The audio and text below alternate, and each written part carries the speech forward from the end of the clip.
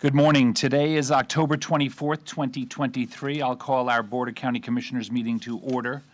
This morning, our invocation will be a moment of silence, followed by a nice treat where we will have George Raboyne, Mr. George Raboyne, a combat Air Force veteran, who will lead us in the Pledge of Allegiance. If you would all please stand for a moment of silence.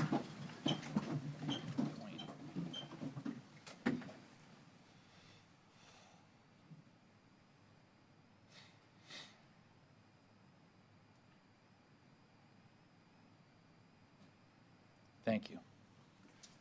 Sir. Morning. I pledge allegiance to the flag of the United States of America and to the republic for which it stands, one nation, under God, indivisible, with liberty and justice for all. Sir, good morning. Thank you so much. We're happy to have you here today. Would you share a little bit about your life with us, please? Well, good morning. Thank you for having me. My pleasure to be here. I was born and raised in a little town in West Warwick, Rhode Island. First time on an airplane was going to basic training. I joined the Air Force 2 weeks after high school. Did my basic training in Lackland Air Force Base in Texas. After which time I went to Little Rock Air Force Base, followed by my tour in Southeast Asia. Started in Taiwan and went to Vietnam at Cam Ranh Bay. After that, I was fortunate enough to come back with everything I went over with, my good sense, my good health, and came back to California after that. I used the GI Bill to further my education. I became a registered nurse, and I did 40 years as an emergency room nurse. Wow. I retired in 2007, and I cut lawn for a while because I got bored. I rode motorcycles. I'm a proud member of the American Legion right here in Stewart at Post 62. Yeah. I love the Air Force. I love my country. Good for you. Very proud to have served. Thank you for having me today. Thank you, sir.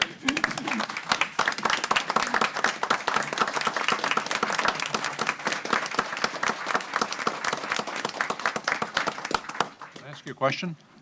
Sir, Question for you. Yes, sir. how'd you get here from California? From California, How'd you get here? I flew. That was the team. And boy, my arms are tired.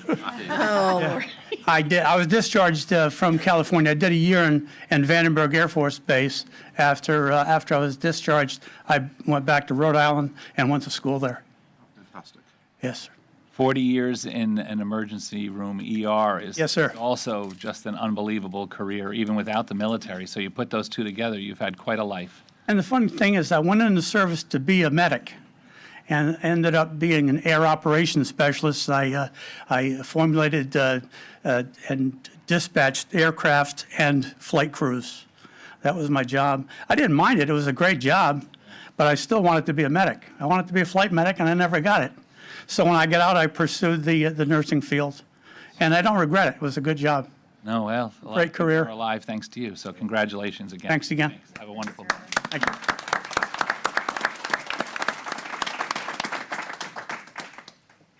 That is perfect.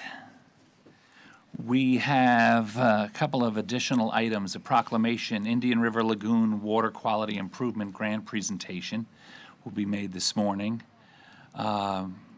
Another written apology requested by Commissioner Hetherington, so we're going to be doing that shortly. Consent number 19, request to rescind Florida Department of Environmental Protection Grant Agreement number WG061 and Amendment number 1 to Agreement number WG061. Withdrawn from the agenda is public hearing number 1, legislative public hearing to consider adoption of a comprehensive plan amendment 22-02, 95 Riverside PUD Pulte I-95, applicant's request due to a noticing issue. Public hearing number 2, legislative public hearing to consider adoption of Comprehensive Plan Amendment 23-06, Sandy Cove Plaza. Public hearing quasi-judicial number 1, public hearing to consider adoption of an amendment to the Martin County zoning atlas to change the zoning classification for CPA 23-06, Sandy Cove Plaza. There are no consent polls. Commissioner Smith. Mr. Chairman, thank you. Move approval of the agenda with the 2 additional items, proclamation item number 2, consent item number 19. Also to withdraw PH1, public hearing 1, public hearing 2, and public hearing quasi-judicial item number 1. Second the agenda. Thank you. We have a motion by Commissioner Smith, seconded by Commissioner Heatherington. All those in favor? Aye. Aye. All those opposed? That motion carries unanimously. We have 2 proclamations, and they will be presented beautifully by Ms. Laura Beaupre. Good morning, Commissioners. The first proclamation we have is declaring Hospice and Palliative Care Month. Established in 1982, Treasure Coast Hospice is a nonprofit community organization of skilled professionals and dedicated volunteers whose mission is to provide access to compassionate, caring, expert, and professional hospice and grief support services to patients and families at the end of life. In recognition of November as Hospice and Palliative Care Month, the Board encourages citizens to increase their understanding and awareness of care at the end of life. And here with Treasure Coast Hospice, we have Craig Perry, who's Community Outreach Representative, and Jeffrey White, who is Chief Compliance and Privacy Officer. Gentlemen, good morning. Say a few words, please. Thank you. We'd like to thank the Board of Commissioners for this proclamation and recognizing Treasure Coast Hospice. We've been serving the community for over 40 years as a community partner, and we will continue to do so. Thank you for the proclamation.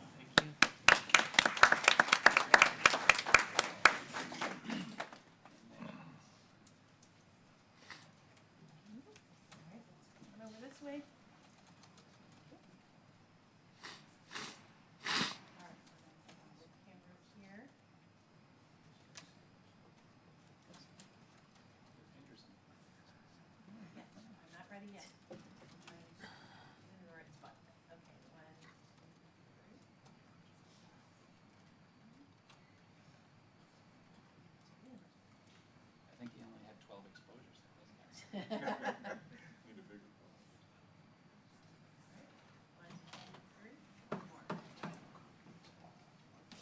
Thank you. Thank you.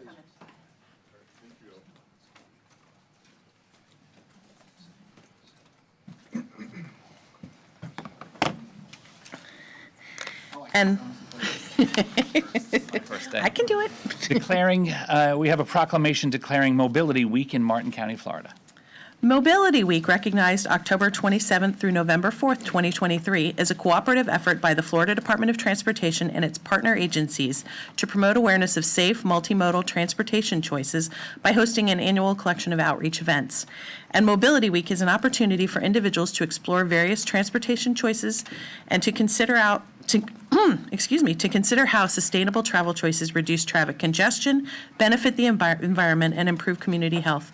And here today, along with some other folks, is Troy McDonald, City of Stuart Mayor, and Martin MPO Chairman.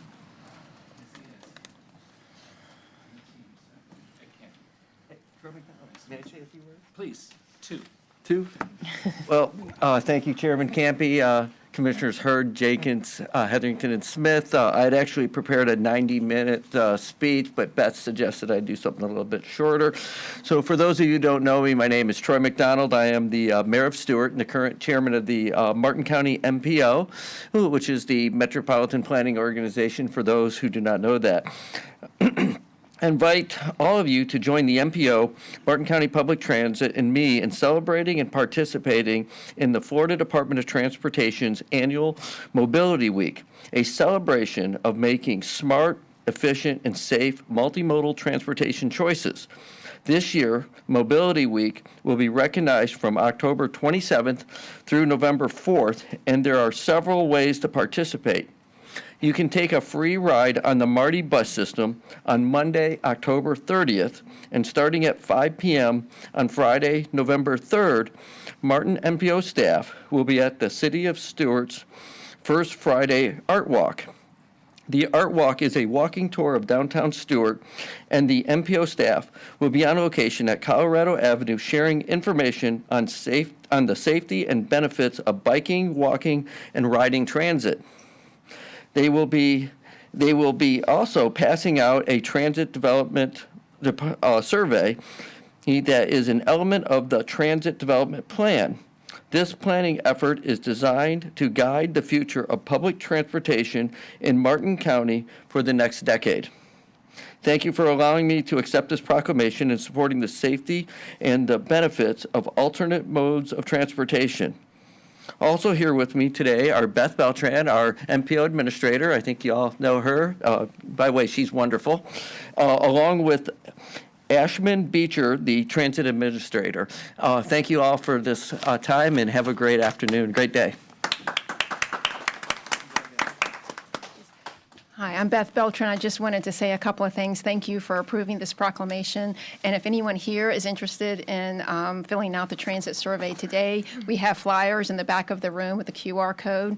You're welcome to do it. Those watching, if you want to go to the Martin County website or the MPO website, martinmpo.com, the survey is there as well. Thank you. There's more. Good morning, Board. Ash Beecher, Transit Administrator. In addition to the MARTI being free on October 30th, the Transit Division is collaborating with the Florida Department of Transportation to host 2 tabling events.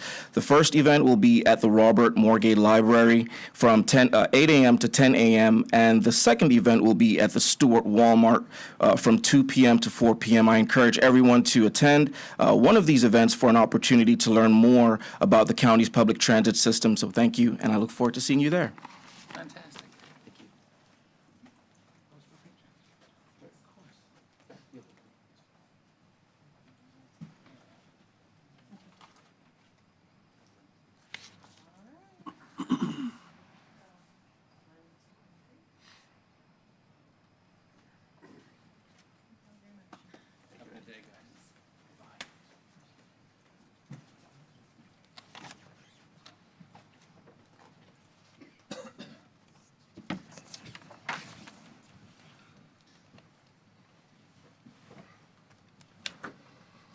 Okay, I'm back.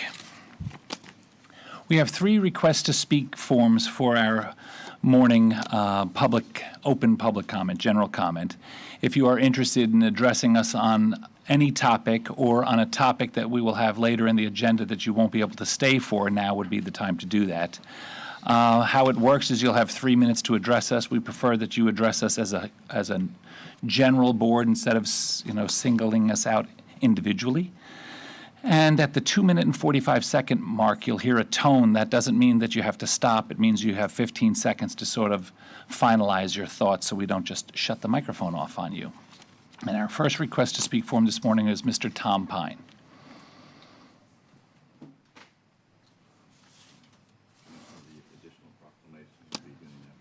Yes.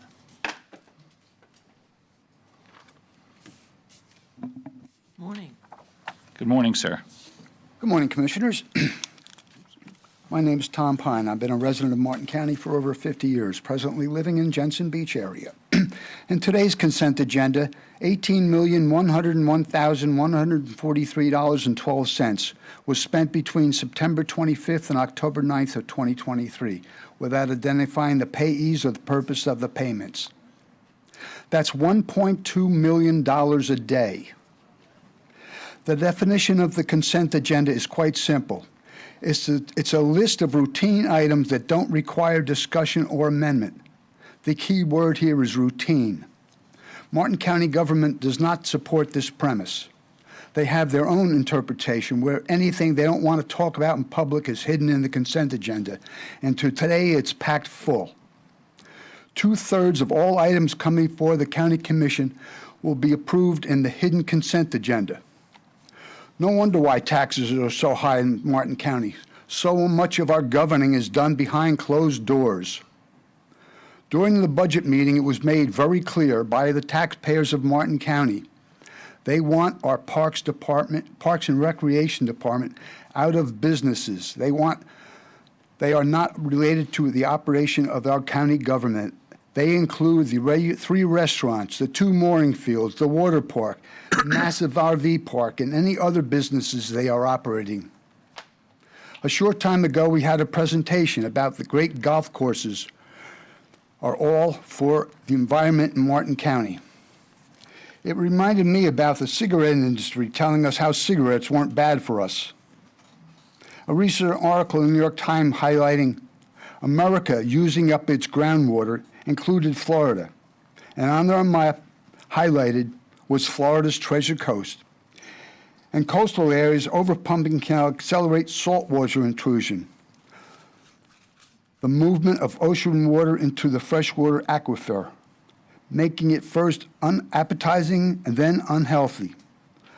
So those county commissioners concerned about their children not being able to afford to buy a home in Martin County need to look very closely if we want to be the golf course capital of the world.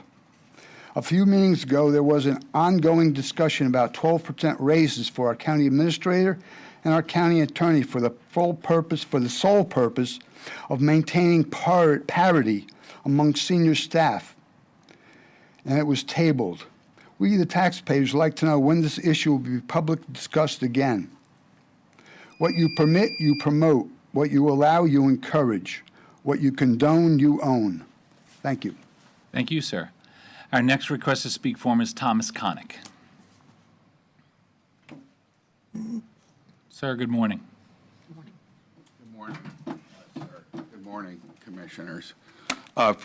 First, before I begin, I want to thank the commission for having the first gentleman at the meeting.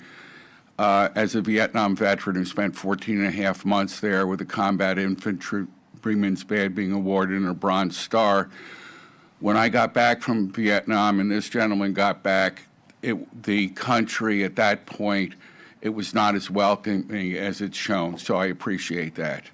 Mr. Thompson. The reason I'm speaking on this, or I'm bringing this up, is later in the agenda, I'm an attorney and I represent Papa Sierra, which Pirates Cove is there.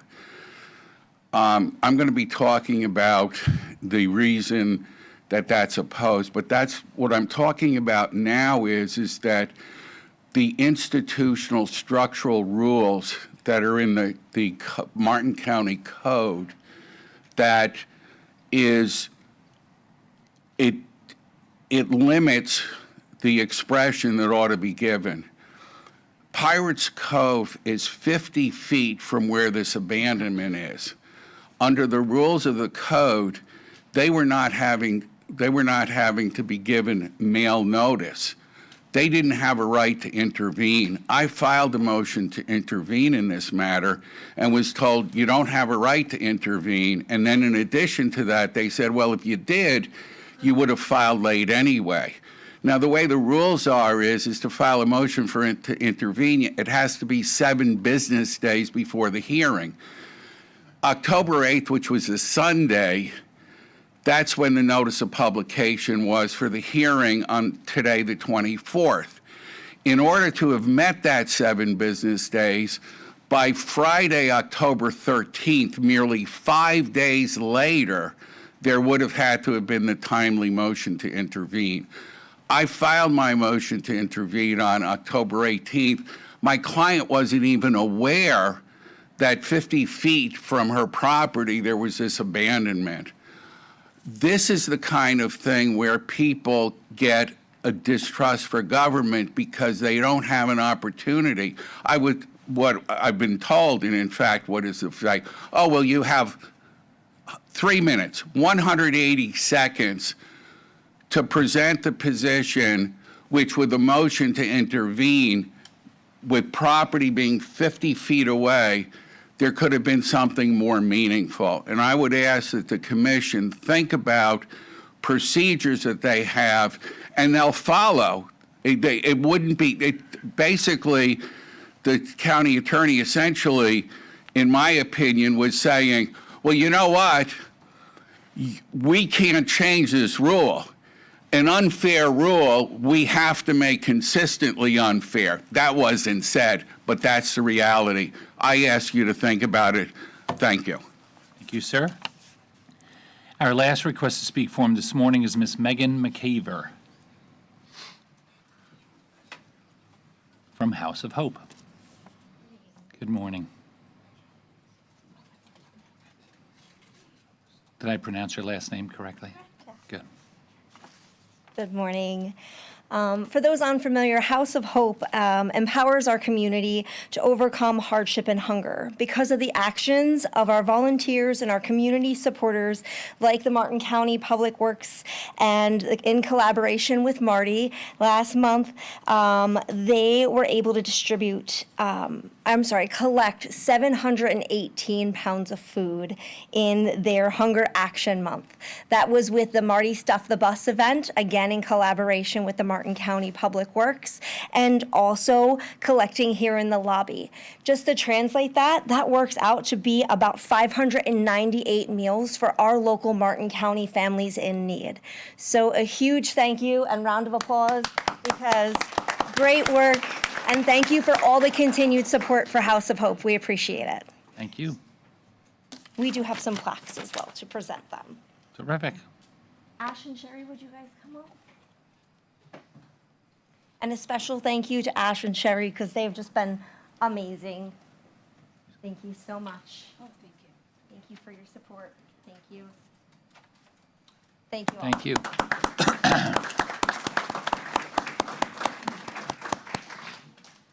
Anyone else looking to address us this morning before we continue? Okay. We're very fortunate this morning to have an illustrious visitor. It was at the request of Commissioner Hetherington, but it'll be introduced by Mr. John Mayle to introduce our guest. It's a proclamation presentation for the Indian River Lagoon Water Quality Improvement Grant presentation. So, Mr. Mayle, why don't you kick us off? Morning, Chair, Board. Thank you for this opportunity. We are blessed this morning to have the Deputy Secretary of the Department of Environmental Protection here this morning to provide us a presentation on the new Indian River Lagoon Protection Program and a water quality grant assistance fund for Indian River Lagoon counties and local governments. He's been a great friend to Martin County, has helped us get a lot done, and been available at any time, including today, driving all the way from Tallahassee just to speak to us this morning. That's So, fantastic. without any Thank you more, so much. I'll hand it over to Adam. Thank you. Thank you very much. Mr. Blaylock, thank you so much. We appreciate all your efforts, especially you coming down to see us today. Yeah, no, thank you very much. I appreciate the invitation and to be able to talk to you all on not just the Indian River Lagoon Protection Program, but also some of the other water quality improvements and legislation that passed this past session in House Bill 1379. Is there a clicker for the slides, or do I just say next slide?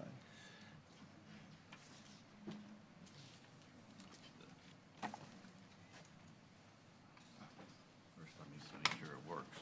Yes. Perfect. That'll go. Just roll. All right. There you go. All right, thank you. So House Bill 1379, it not only established the Indian River Lagoon Protection Program, but also included legislation to strengthen water quality protections, particularly in our Basin Management Action Plan statutes, which really are the plans that are put in place to allow impaired water bodies to get the necessary pollution reduction so that they become not impaired and are clean for both recreation and wildlife. It also includes improvements to long-term comprehensive planning.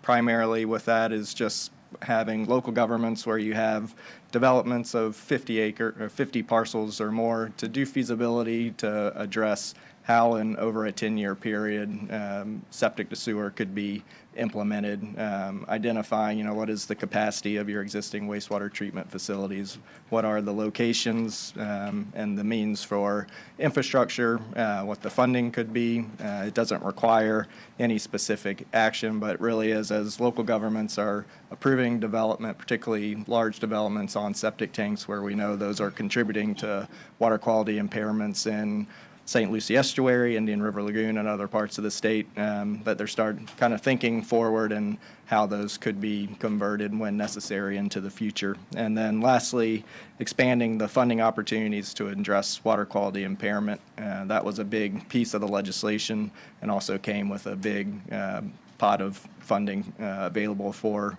local governments and others. So go into some of the details. And as I said, one of the main programs established was establishing the Indian River Protection Program. And this was modeled primarily off of the Northern Everglades Protection Program, which includes St. Lucie BMAP, which Martin County is a part of, the Caloosahatchee Basin Management Action Plan, and the Lake Okeechobee Basin Management Action Plan. And so we took a lot of the components that have been successful in those areas and implemented and adopted those to cover the various BMAP areas within the Indian River Lagoon. And those are the Mosquito Lagoon Reasonable Assurance Plan, the Northern Indian River Lagoon Basin Management Action Plan, the Banana River Lagoon Basin Management Action Plan, and the Central Indian River Lagoon Basin Management Action Plan. And you can see on this map kind of the geographical extent. And although Martin County doesn't fall within one of those specific BMAP areas, it's in the St. Lucie, but it also does have a connection in the southern end of the Indian River Lagoon. And so part of the funding that's available to implement this program is eligible for Martin County, so that they can address some of the impairments. But the specific provisions and more of the regulatory provisions within this program don't impact Martin County, but I'm also going to get into some of the other protections that were put in place in House Bill 1379 that do have those direct relevance to Martin County.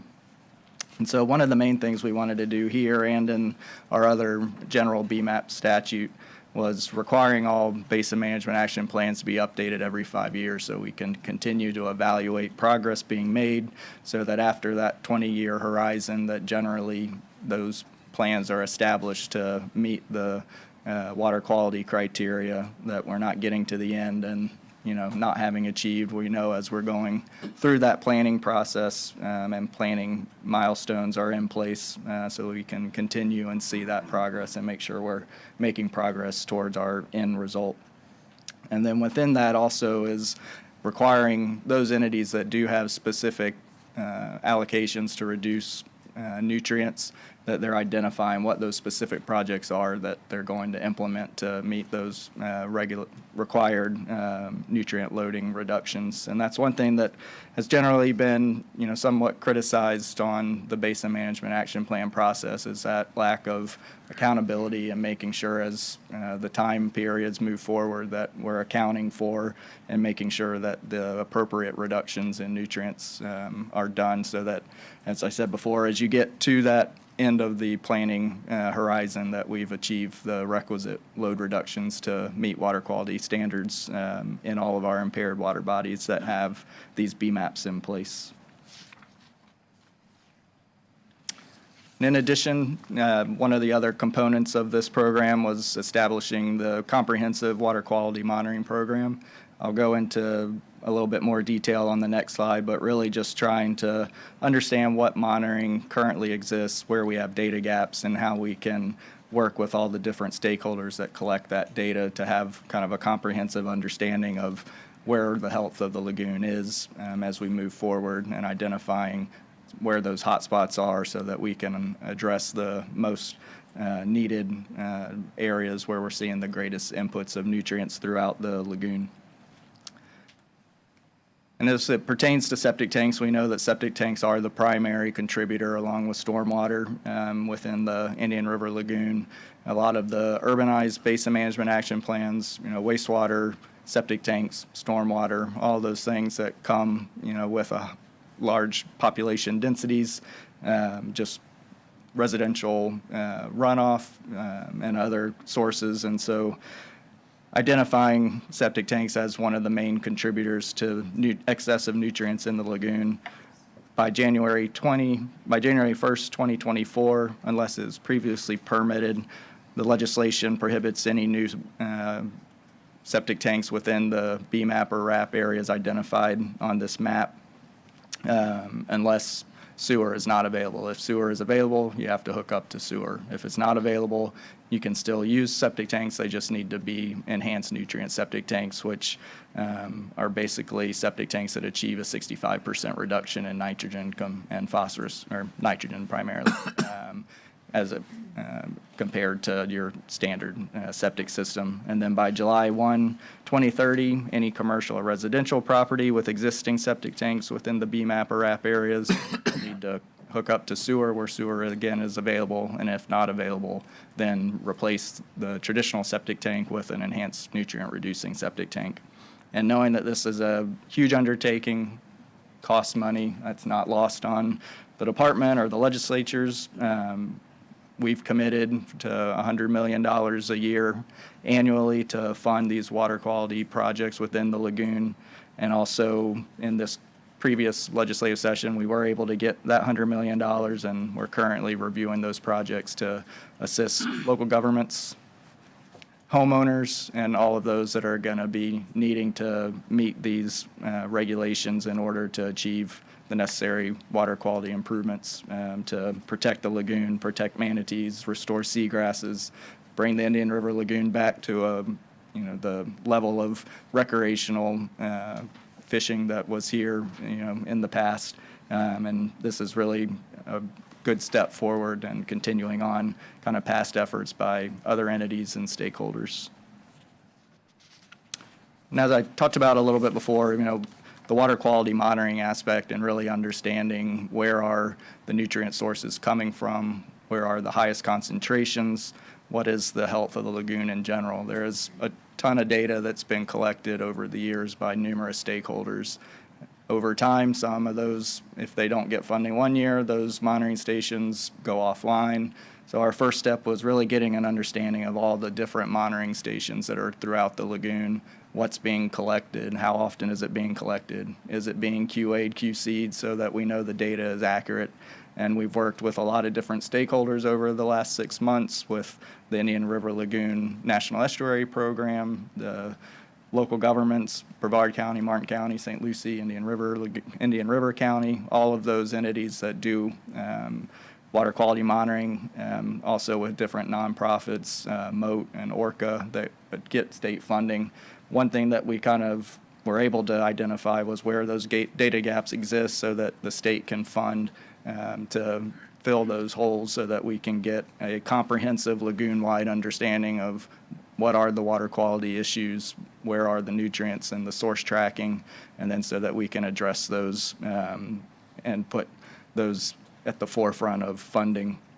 And then all with that, we've also kind of came to a determination that all these different entities are collecting great data, but you have to go to each individual organization's website to get their data. And so if I'm sitting in my office, I see a news article, fish kill in Indian River Lagoon, I have to find out what's the closest monitoring station, who's collecting that data, do they have it on their website? And we want to be able to have policymakers, local government officials, and the public be able to go to one platform, see the extent of the lagoon, have all of that data into one comprehensive location so that we can see just on one website what is the health of the lagoon, what is DO in an area, where is seagrass coverage, temperature, turbidity, nutrients, all of the things that we need to know to understand the dynamics of the water quality in the lagoon. And so it's a big undertaking. It's been really good working with all the stakeholders. It'll take some time to get all that data because it does get collected in different formats and everything, and so getting it all to where it can speak together and be shared. But a really important part of this program that once completed will really allow us to pinpoint where the specific needs are for projects moving forward. And this is just a visual of what I talked about before, just with the deadlines and timeframes for reducing the number of septic tanks that are contributing to the Indian River Lagoon's water quality, and just giving those timeframes. And so to kind of move off of specifically talking about the Indian River Lagoon, House Bill 1379 also created a lot of additional protections, primarily dealing with nutrients in all of our Basin Management Action Plan areas throughout the state. And so we have a number of impaired water bodies across the state. Not all have these plans in place, but the ones that do, we know that the data has been done. We understand how much reduction needs to be taken, and we continue to update these. And so one of the things that this legislation did was to require all of these to be updated every 5 years, establish those 5-year milestones that we did for the Indian River Lagoon BMAPs, and then require all stakeholders that have specific load allocations and necessary load reductions to identify the specific projects that are going to get them from point A to point B, so we know at the end of the planning horizon, these are the projects that need to be done. So if you're a local government and you have to reduce nutrients by 100 pounds, identify what are the different projects that's going to get you to that 100-pound reduction, so that at the end of the planning period, all of the different entities and stakeholders that have specific allocations will have met their responsibilities, and it also allows them to identify those projects so that then they can apply to our grant programs and receive the funding necessary to meet those reductions. And in addition, in some of our BMAPs in more rural areas, our Springs BMAPs, Lake Okeechobee BMAP, they're less densely populated. Wastewater, septic tank, stormwater aren't the primary contributors, but there's areas where agriculture is going to be the primary contributor. In the central Indian River Lagoon, it's not the primary, but it is has some significant role in the amount of nutrients entering the lagoon. And in House Bill 712 in 2020, we established a cooperative agricultural regional water quality element, which basically just gave a platform for agricultural farmers and operations that wanted to voluntarily allow their land to be used for water quality projects, could submit those and get those within the element so that then they could be cost shared and funded. One of the improvements that we've done is for those areas where we know that agriculture is at least 20% of the source of nutrients within a BMAP area, would require the Department of Agriculture to work with landowners. It's still completely voluntary. Nobody's requiring an ag operation to stop producing or anything like that, but to have DACs work with landowners and identify projects that can meet that load reduction that's attributed to agriculture. All agricultural operators are required to adopt BMPs, and those are established to really do things that will reduce nutrients in a way that's economical, cost-effective. They do work, they do reduce nutrients, but typically not enough to meet the overall necessary load reduction. So this is a way for us to know as a state what are the additional reductions necessary, what are the projects, and we've also expanded our water quality grant program so that these type of projects qualify for state funding as well. And then lastly, for all of our BMAPs requiring new construction for lots of 1 acre or less to hook up to sewer where sewer is available, and if not, to upgrade to enhanced nutrient reducing systems. And statewide by 2033, all wastewater facilities discharging to an impaired water body must be upgraded to advanced waste treatment, which just gives that additional treatment so that the level of nitrogen and phosphorus is at a level that won't additionally impair an already impaired water body. And so I know we've kind of gone over a lot of kind of the regulatory aspect of things, but knowing that these are huge capital projects, expenses to both local governments, different stakeholders, agriculture, residents, commercial industry. We expanded our what was a wastewater grant program, which really just pertained to wastewater facilities, septic to sewer, and it only applied within a basin management action plan or a reasonable assurance plan area. And so we not only expanded the type of projects that are eligible for funding from just wastewater to also include stormwater, the agricultural projects that we talked about before, infrastructure needs, and also to reduce those sewer overflows, but then also still being able to fund septic to sewer projects and upgrading wastewater treatment facilities to advanced waste treatment. And then that also expanded the area of the state of eligibility from not just being within an area that has a BMAP, because we know there are other impaired water bodies that haven't had a BMAP established, but we don't want to not be able to fund projects in those areas, so expanding to allow projects in any water body that's impaired so that we can be working on all impaired water bodies throughout the state. And we prioritize these projects primarily on getting the maximum reductions in nutrients for cost, those that are shovel-ready. We do look to see if there's cost share, but we removed the mandatory cost share that was in the wastewater grant program, knowing that a lot of local governments, particularly when prior year we had such a large funding with both state and federal funding, the cost share, we didn't want to not be able to fund good projects because the local government had previously given a lot of cost share, didn't have enough to kind of continue that level of funding, but not wanting to not fund a project. So we do look to see if there is cost share or if cost share has been provided in the past, but it's not mandatory to qualify for funding under the new water quality grant program. So just to go into a little bit of how much funding's been made available over the last 4 years, we've funded, as of the state, $421 million in the Indian River Lagoon. This covers the wastewater grant program, legislative projects, other water quality projects, and stormwater grants. And as I mentioned before, we have $100 million that specific to the Indian River Lagoon, and Martin County does qualify for those projects because waters that go into that southern portion of the Indian River Lagoon, although not within one of the BMAP areas, they do benefit the lagoon, so they are qualified projects, even though not technically within the Indian River Lagoon geographic area.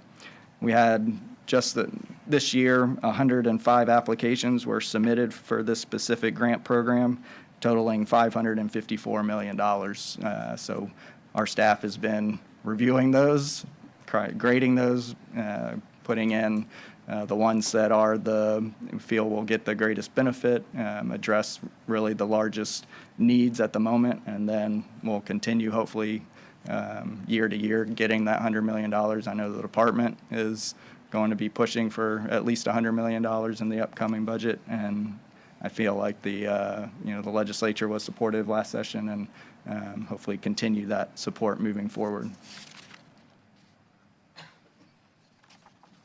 And so for Martin County specifically, as John mentioned, and we've had a great partnership with Martin County over the last 4 years again. The department has been able to provide $84 million in grants to Martin County, $58 million for wastewater grants, $23 million were legislative water projects, and $3.2 million for other water quality projects, primarily coming out of some of our other smaller grant programs. We got $200 million this year for the water quality grant, and again, we're in the process of reviewing those.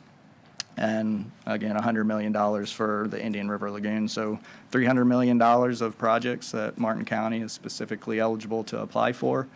We've had a great partnership. We hope to continue that, and I think it really is, important to educate constituents in the area to support these septic to sewer projects, because by 2025, Senate Bill 712 from 2020 directed local governments to develop wastewater and septic tank remediation plans where septic tanks and wastewater is a primary contributor. Local governments have to submit those plans to the department. They get incorporated into the BMAPs by 2025 and will have to be statutorily implemented. And so applying for these wastewater grant programs so that the state can offset that funding and cost to homeowners, we hope that this level of funding continues, but the wastewater grant or the water quality grant program, it's funded by dock stamps. We're seeing a reduction due to rising interest rates, a decrease in the amount of dock stamp revenue being collected. Fortunately, we've been able to supplement that with additional funding from the legislature. But at some point in time, a lot of these homeowners and businesses will need to be getting connected to sewer, putting in enhanced septic systems in order to meet those water quality requirements. And so it's, I think, really important that taking advantage of the funding now that it's here, because it's going to have to, happen at some point in the future, and there's no guarantee this level of funding is going to be there. And so just wanted to throw that out there. Hopefully continue to be able to provide funding to Martin County and to the residences to offset some of the costs that we know are going to be required under some of the new regulations. But we do know that these regulations are necessary in order to improve water quality in the state, which I know all of you are more than aware provides a huge economic production to your local government from tourism. And so we want to be able to protect that moving forward, and I'm happy to answer any questions. But again, thank you for allowing me to come and talk to you. Thank you for coming, Mr. Blaylock. We appreciate it. We'll start with your person who invited you, Commissioner Hetherington. Firstly, yes, Adam, thanks again for coming, because we know it's a busy week right now in Tallahassee, so we appreciate you being here. You presented this to our board at the Indian River Lagoon Council, and I thought it was just filled with valuable information that our community and our board would find very relevant, timely, and valuable. So thank you for coming to present it directly to them. I always think, there's so many new residents moving to Florida from other states where the environment is very different. So we have such unique ecosystems and water quality challenges. So it's important on a regular basis, I think, for those residents to hear, what we're looking at, what kind of challenges, what kind of water quality, our unique ecosystems. So I don't think that our residents could hear this kind of information enough. So thank you for being here and presenting it. And it's all great news, and we very much appreciate our partnership with you. Thank you very much. Commissioner Smith. Adam, all of that, thank you. And we should have applauded at the screen with the amount of money that you all have brought thus far to us, because that's a really big number. Sometimes, and I think we did just, unfortunately, just glassed right over how big that number was. But thank you for all of that. A couple thoughts, couple comments. The map that presents in the presentation that shows I guess those are the BMAP areas that make up that map? Yes. So is the Indian River Lagoon funding legislation, is it the Indian River Lagoon, or is it the BMAP, or is it the same? Yeah, so the funding for the Indian River Lagoon Protection Program, if it's a project that benefits the Indian River Lagoon, it's eligible. It doesn't have to be within one of these BMAP areas. The regulatory side applies just in those BMAP areas, but the funding is available. So it's the entire lagoon? Right, yes. So do we need the legislature to amend the map that represents that, so that you don't have to always explain that it is the whole thing? Because if somebody looked at that map, they'd go, where are we in Yeah, and the reason it is where it is because just to the southern border is the St. Lucie BMAP, and so there is another BMAP in place there, and the Northern Everglades Protection Program encompasses that, and there's funding for that through the South Florida Water Management District, so it's... But you also do, we also are eligible for... Yes, you are, yes. It's just, can't have the kind of overlapping kind of BMAP areas, but it is something that is, when you go on our portal to submit an application, we put as clear as possible that any project that will benefit. You need us to do something, we will. Because when I was on the NEP for a long time, one thing that was always very confusing, that during almost all of the presentations, it was always kind of like the northern portion of the Indian River Lagoon and then the southern. And sometimes we always kind of seem to think that because the office was in Brevard, that it always was just the Brevard map and not the southern map. And so when I was looking at this again, I was like, God, we're out of it again. We're not in the map. So, but if it's okay leaving it like it is, that's fine. I was just curious about that. I think something else that's important to mention, and I've been working with Frank Bernardino for years on this, and we're trying to get what we call all things water adopted with the legislature, hopefully this year, the framework for what that looks like as a statewide policy, because the number, and as grateful as we are, and we continue to keep pushing, it's in the billions of what is needed to fix what we have or what exists. It's like, I think Frank's latest number is 115 billion or something over 20 years. And so I think the question for everybody listening and watching is, how do we get there, and how do we get to a point, and this is what the legislation is we're hoping to get passed this year, is how do we get a model that really kind of mimics FDOT's model and the type of funding that FDOT gets annually now. They're in the $14 to $16 billion range a year. And we're in about the $3 to $4 billion range. And we need to be in that $12 billion range to get where you guys have got to get. So we look forward to doing that. I think from leadership we've heard this year that's potentially on the horizon, and we might get that passed. And if it does, and for the community that wonders how all of this works and what Adam just presented, and how, I think what was important to take away from what Adam said is that's the funding today we have. It's the reoccurring funding that we need to make sure that gets somehow put into legislation that makes sure that regardless of who the leadership is in the Senate, the House, and the governor's office, there's legislation that is pushing and driving a reoccurring funding source to make sure that Adam gets to do all the cool things he gets to do. So thank you for being here. Yeah, thank you. I know it's a haul down here to get here, but, and Stacey, thank you for having it. It's really super important. Appreciate it. Yeah, thank you. Thank you. Commissioner Hurd. Yes, Secretary Blaylock, the Department of Environmental Protection has long been a terrific partner to Martin County, but I think that under your leadership, commitment to water quality has never been stronger, and for that we are extremely grateful. It's not important just to tree huggers like me, but also to the economic prosperity in Florida. So thank you very much for your commitment, and also good luck sorting out that $500 million worth of submittals. Yeah, I could give you some suggestions. You only have to worry about the first 50 million, that's all. There are going to be a lot of sore losers. Fine. Yeah. I hope we're not among them. Yeah, no, I have a great staff that really can narrow in and know exactly what are the, best projects, and they go through, and we go through spreadsheets and everything, and, it is it's great to have that problem, but it's also not easy always, but yeah. We've been converting septic to sewer since before it was cool. Commissioner Smith. Yeah, two other things. One. Bundle it. Bundle it.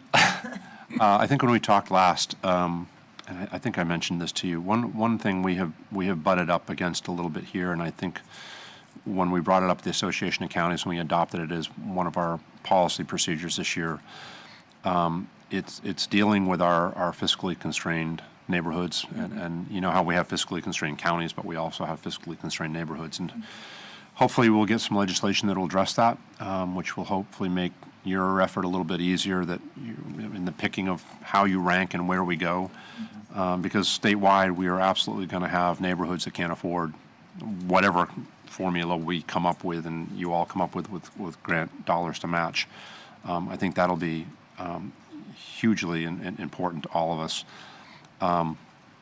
if we can get that done. So as he just said, with one, I'll leave the other one off. This was legitimate. You were legitimate. All right, Walda. Sir, thank you so much. We appreciate it. Get home safely. Thank you. Remember, Martin, M-A-R-T-I-N. Got it. Write it down. Thank you very much. Thank you very much. Appreciate it.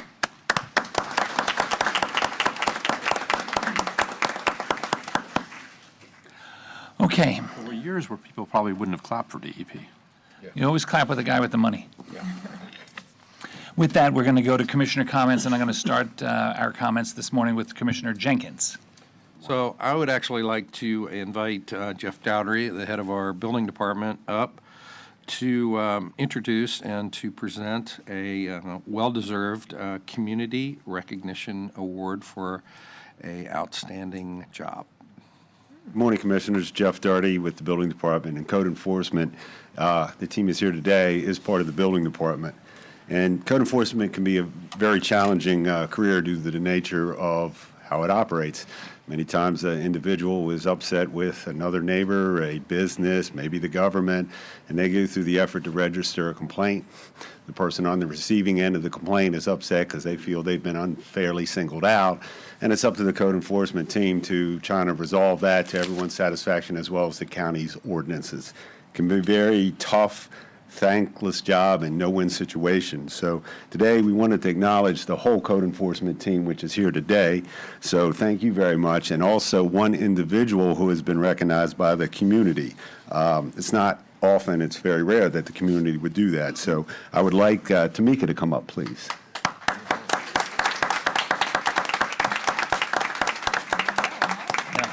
Surprise. Tamika has been recognized by the Banner Lake Club for her outstanding service to the community there. And a little bit about Tamika. She came to the county about 2.5 years ago after serving as a code enforcement officer for about 12 years in South Florida. She holds 3 certifications through the Florida Association of Code Enforcement. And she comes to work every day with a smile on her face, see that smile, a positive attitude, and is always willing to help others as well as learn and grow every day. She reaches out to everyone to try and make a fair and balanced approach.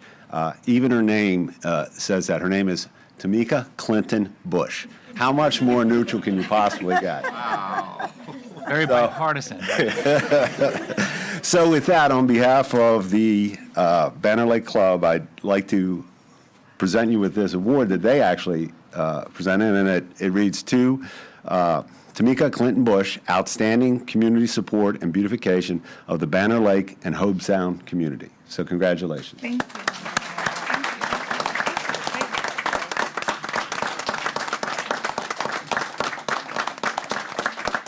Thank you very much. Do you want to take a photo, Jeff? Yeah. I can tell you firsthand that she has melded into that community and the Hobe Sound community amazingly. And for a code enforcement officer to actually, the community actually reach out and recognize for her personality and the way she just operates is pretty amazing. So Fantastic. well-deserved, Congratulations. yes. I think with that, we could have you, the team can exit that way. Get to, Thanks, team. thank you. Be safe out there.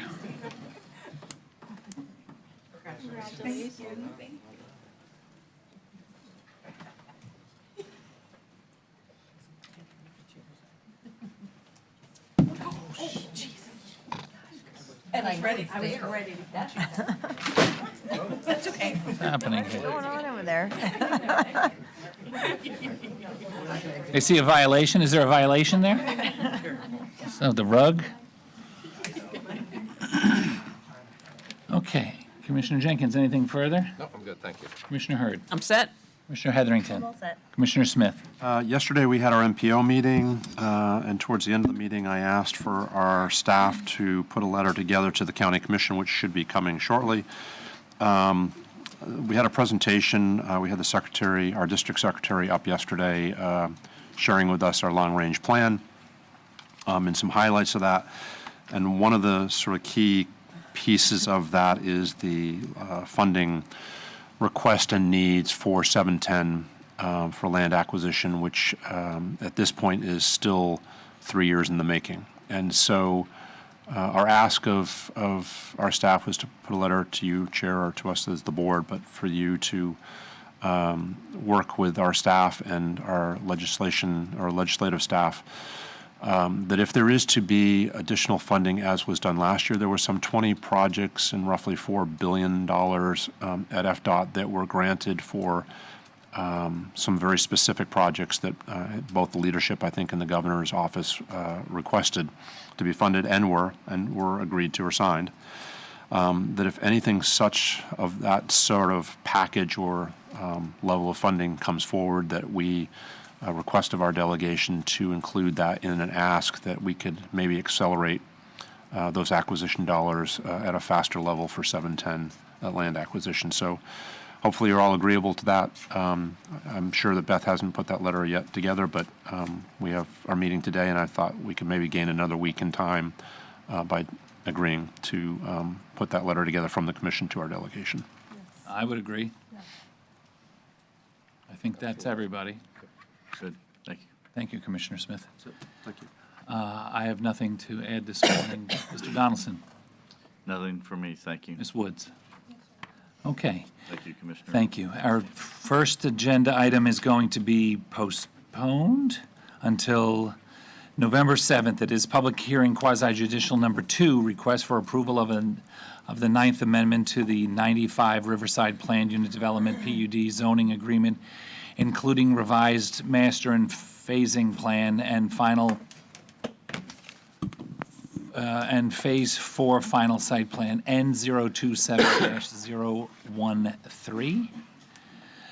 We're going to open it up to receive any public comment at this time, but we won't be hearing the item, correct? We won't be hearing the item. Elise Elder, Deputy County Attorney, but if you could do the ex parte communications and swear in the witnesses, and then we can continue it and then close it, please. Since this is a quasi judicial, I'll ask my colleagues, do you have any ex parte communications? Commissioner Smith? You and their file. Commissioner Heatherington? I do, and they're filed. Commissioner Jenkins? I do in their file. Commissioner Hurd? I do, and they're filed. I also have some, and they've been filed. Anyone that's going to be offering testimony, would you please stand to be sworn in? Raise your right hands. Do you swear or affirm the evidence you're about to give will be the truth, the whole truth, and nothing but the truth? Thank you. Were there notifications that needed to be submitted for today? They were probably submitted at the LPA. Yes. Bob, you can confirm? Yes. For the record, Bob Rains here on behalf of the applicant. The notifications for this hearing were submitted at the LPA that took place last Thursday night. Thank you so much. No interveners? No interveners. So I think that's everything we needed. So now, if anyone would like to address us in a public comment, now would be the time, even though this item will be taken up again on November 7th. Seeing none, Commissioner Smith. We need to We need to make a move motion, to continue to November 7th. yes, at a time certain, so 9 o'clock or as soon after as can be heard. That's up to Dawn, or whatever. Yeah, okay. So I would move that we continue to this item, hearing item number 1, to November 7th, to be heard at 9 o'clock or as soon as the item can become available on the agenda post 9. Second. Thank you. We have a motion by Commissioner Smith, seconded by Commissioner Heatherington. All those in favor? Aye. Aye. All those opposed? The motion carries. The item has been continued until November 9th. Thank you very 7th. much. November 7th. Thank you very much. Okay, our next item on the agenda, public hearing quasi judicial number 3, request approval of the First Amendment to the Discovery Planned Unit Development zoning agreement, including a revised master and phasing plan and Phase 1B final site plan H123-023. It'll be presented this morning by Mr. Pete Walden. It's quasi judicial, so I'll start with you, Commissioner Hurd. Do you have any ex parte communication? I do, and they've been filed. Thank you, Commissioner Jenkins. I do with them at file. Commissioner Heatherington. If any, they've been filed. Commissioner Smith. You and their files. If any, they've been filed from me as well. If you're going to be offering any testimony, please stand to be sworn in. How about that? Do you swear or affirm the evidence you're about to give will be the truth, the whole truth, and nothing but the truth? Thank you. Are there return receipts that are necessary? They were turned in at the LPA. Thank you. Any interveners? There are no interveners? With that, Mr. Walden, you are recognized. Thank you, sir. Good morning, Commissioners. Peter Walden, the Deputy Growth Management Director. I'd like to enter my copy of my work history and the agenda item as Exhibit 1. Thank you. And I'd also like to enter a revised special warranty deed and a copy of the resumes for the applicant as Exhibit 2. Thank you.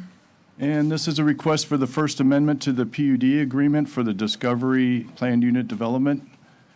It includes a revised master site plan, a revised phasing plan, and the Phase 1B final site plan. It's requested by Lucido and Associates. A little recap on the rural lifestyle land use. There was a new land use approved for this property. The future land use map amendment was adopted on September 13th, 2022. It became effective on September 18th of 2023. Part of the lifestyle land use requires any development to be done under a PUD agreement. You also have to have at least 1,000 contiguous acres. And to increase the density from the existing ag of 1 unit per 20 to 1 unit per 5, you need to set aside 1/3 of the property in either an agricultural or a conservation easement. The PUD has to maintain 70% open space. An economic analysis has to be provided to ensure the level of service is not impacted for the rest of the county. Utilities can be provided to a rural lifestyle land use development, and development standards need to exceed those of the General Article 3 and 4 of the LDRs. This is the current aerial of the site. It's the existing as the Hope Sound Polo Club. They have the Grove 23 golf course in the upper northwest corner of the project. It's surrounded on 2 sides by the Atlantic Ridge Preserve State Park. There's existing ag production on the southeast corner. It's adjacent to and accessed by Bridge Road to the south. And there is an existing agricultural ranch to the west. This is the revised master site plan. There aren't many changes. There is a slight change to the phasing of the project, whereas the maintenance facility is now shown with its own access on Bridge Road. There is an addition of 8 golf cottages proposed, and the rest of the project is pretty much the same. I'll run through it briefly. I know Mr. Crady has a presentation as well. There's polo grounds up towards the front along Bridge Road. There's 125 acres of fallow orange groves that are going to be restored as habitat. There is a horse barn and paddock stable that's going to be provided to the state park, and a road built from Bridge Road that will provide access to that. This is a blow-up of the southern part of the project. Basically, some of the lakes have been expanded, but other than that, there's very little change. All of the lots have been configured to make sure they're at least 1/2 acre or greater. As said, the lot layout is very similar to what was established before. This is a little bit clearer picture of where the existing stable that's being donated to the state park is located. Phase 1B is also being proposed today. It entails all of the earthwork for the entire site. And it will include all the construction of lakes, littoral zones, the golf course, basically wherever fill is going to be generated or placed. The habitat restoration area will be started. And also part of the Phase B, the train station will be donated and placed back into Hope Sound. So development review staff have found the application to be in compliance with the Comprehensive Growth Management Plan and all applicable land development regulations, and staff recommends approval. This matter was heard before the local planning agency on October 19th, and the LPA voted unanimously to recommend approval. Therefore, staff's recommendation is that the board move to receive and file the agenda item and its attachments as Exhibit 1, and move that the board approve the First Amendment to the Discovery PUD zoning agreement, including the revised master and phasing plans and the Phase 1B final site plan. That's my presentation. Be glad to answer any questions. Thank you, sir, very much. Questions for Mr. Walden? Commissioner Hurd. Yeah, the maximum density is 1 unit per 5 acres, but the net density is more than that? Correct. There is a little sliver of rural density in the upper, in the northern part of the property that is staying, and that's how they get to 0.207 units per acre instead of 0.2. So please expand upon that explanation. So If the rural lifestyle allows 1 unit per 5 acres, then why is it allowed to be more than that? Because the rural lifestyle land use was applied to the other 1,500 acres, and the rural density was kept on the upper part, but the whole area was incorporated into the PUD. So that you're allowed to share land uses in a lifestyle PUD and blend the density just like you So can what's the maximum allowable density? in the rural lifestyle land use, 1 to 5, if you donate a third of your property. But it also incorporates a little bit of rural estate up there, so that's how they got a little bit higher than that. I'm on page 911, and it says potable water for this project shall be provided by South Martin Regional Utilities. On page 912, it says the service provider is Martin County. And on 913, it says the service provider for sewer is Martin County. So who is the service provider? It is going to be worked out in the Phase 2A, but right now it looks like it's going to be extended from existing lines from SMRU. Okay, so we don't know, so that's not part of the, Well, the agreement doesn't specify. Right, part of the original application materials was unclear at that time when it was applied for, that both of them have availability, but it has been moving forward with SMRU providing the service, But the agreement doesn't specify. the agreement. Yeah. It says irrigation water and sewer will be provided by a regional utility or by various means. Correct. That wastewater and water service agreement has not been executed yet. When will that be executed? Part of Phase 2A. So we're not approving Phase 2A today? No, ma'am, we're not approving anything other than the earthwork for the site in Phase 1B. It's laid out in the PUD agreement. Okay. Those are the questions I have for right now. Thank you very much. Any other questions for Mr. Walden? Seeing none, applicant's opportunity. Mr. Raines, good morning. Good morning, Mr. Chairman, Commissioners. For the record, my name is Bob Raines. I'm a land use attorney with the Gunster Law Firm, and here on behalf of the applicant this morning. I'd like to begin our presentation by stating for the record that we have received and reviewed the staff report that Mr. Walden referenced, and we're pleased to state that we agree with the conclusions, the comments, and the recommendations in that staff report, showing that we are in compliance with all of the land development regulations in the comprehensive plan of Martin County. As you know, this is a quasi-judicial matter, so obviously we're required to provide competent, substantial evidence that we meet the rules and requirements. And with that, we'll bring forward Mr. Crady to make a presentation. And then also we have the rest of our development team here that will be glad to answer any questions.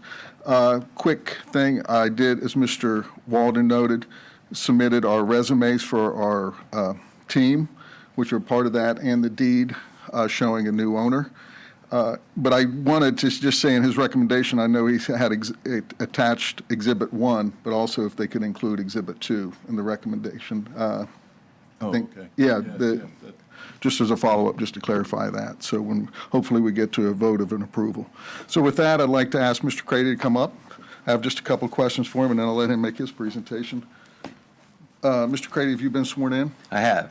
And can you just give us a quick summary of your education and professional background, please, sir? Sure. I'm senior partner with Lucido and Associates and been doing land planning in Martin County since 1982, first as a county planner with Martin County Growth Management Department, and for the last 40 years almost with Lucido and Associates. Also been a member of the American Institute of Certified Planners for over 35 years. And I'd just like, Commissioner, for the records to reflect that Mr. Crady's resume was part of that was turned in as packet Exhibit 2 that Mr. Walden turned in. Thank you. Good evening. Good morning. Good morning. I think Pete did a great job going over the application, but I wanted just to update you on the current county maps. This is the county's current aerial, and you know where the property is located. Just to give you an update, this is MacArthur Golf Club, put it in context. And as you know, they recently purchased about 3,000 acres in this location. And as was mentioned, this is the Atlantic Ridge State Park that surrounds our northern and eastern border.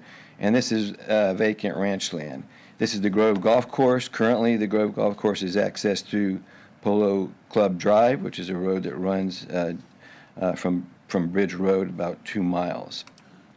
This is the updated future land use map of the county, and they have incorporated a new color for rural lifestyle. And that's what this depicts. And you can see up on the northern edge is the rural density, which is consistent with the rural density in this area that has been on the property since 1982. In fact, before Atlantic Ridge Preserve was acquired by the county, all of this area up here was rural density and part of the secondary urban service district. Now it's been acquired and it's designated for recreational conservation land use. Again, the surrounding land use is agriculture. The Grove was developed under the existing agricultural land use and the existing AG 20A zoning. This is the current zoning map of the county. You can see all of the property within the PUD, including the 37 acres of rural density, was rezoned to PUD. So that's how we get to 0.207 units per acre.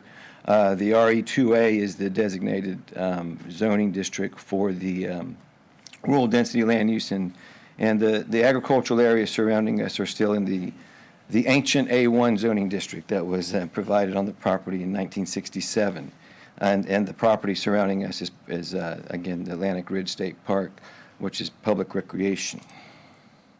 This is another aerial, but looking at the top of the page is to the east. Again, just showing the surrounding property characteristics. And as was mentioned, we are extending water and sewer from Sea Branch Boulevard. This is Sea Branch, I believe it's elementary school here, and there's existing drainage easement that provides outfall, and that will be using that easement through a memorandum of understanding with the Atlantic Ridge State Park to extend water and sewer service to the property. And in exchange for that, we are providing, we're constructing a paved road, a public access road to an existing equestrian facility here that's being donated to the park, and also providing the park with an easement over the property that will provide access for equestrian use, bicycles, and pedestrian use to tie into the trail system in the Atlantic Ridge State Park. And if you recall, you can't see it on the screen, but the 800 acres that was donated, or that has a perpetual easement, is located to the right of the screen, and that's the Becker Tree Farm that you can see from the highway. That will never have any units on it. All those units were given up in exchange for the increase in density from on the Discovery PUD property. This is just a rendering. A closer image just kind of depicts where the open space is. As mentioned, we're restoring 125 acres of historic upland and wetland preserve areas along the northern edge of the property. Again, working closely with the Atlantic Ridge State Park, trying to create what was there historically. And over 200 acres of lake are being constructed within the project. We're taking agricultural runoff and agricultural water from the Hope St. Lucie Conservancy District, putting it into our system, using it for irrigation and treating it at a much higher level than agricultural means before it eventually discharges into the South Fork of the St. Lucie River. The change that we're making is in response to the construction drawings that we've developed for the lakes. Phase 1B includes the construction of all the lakes, moving a lot of dirt. It also includes landscaping, the littoral zones and the upland transition zones, the lake banks. So all that landscaping will be done as part of that. So that did change the master plan slightly. The other change we're making is we're enlarged some lakes, particularly in this area. We added Phase 1C. We made a much larger lake in this location. And this is currently where we have maintenance going on now, but we kind of refined a detailed plan for maintenance and administration offices in this location that will be a separate Phase 1C that will come back. And all that's proposed behind an existing 6-foot-high berm that runs along the Bridge Road. So you won't be able to see any of these facilities from the road, and they're all low-profile buildings, nothing that would provide any issues. So we're adjusting the master plan to be consistent with the Phase 1B final site plan construction drawings. We added the Phase 1C, which is maintenance facility behind a berm along Bridge Road. We added 8 golf cottages to Phase 3B from 10 to 18, which is allowed under rural lifestyle. You're allowed one golf cottage per hole, and we have 18 holes. plus some practice facilities. And we also added condition 15C, which prohibits the use of St. Augustine of Floritam turf. That was done at the request of staff to ensure that we're not overusing irrigation water, fertilizer, or pesticides on not only the golf course, but all the lots too are having to use a particular type of grass that reduces the need for irrigation, water, and fertilizer.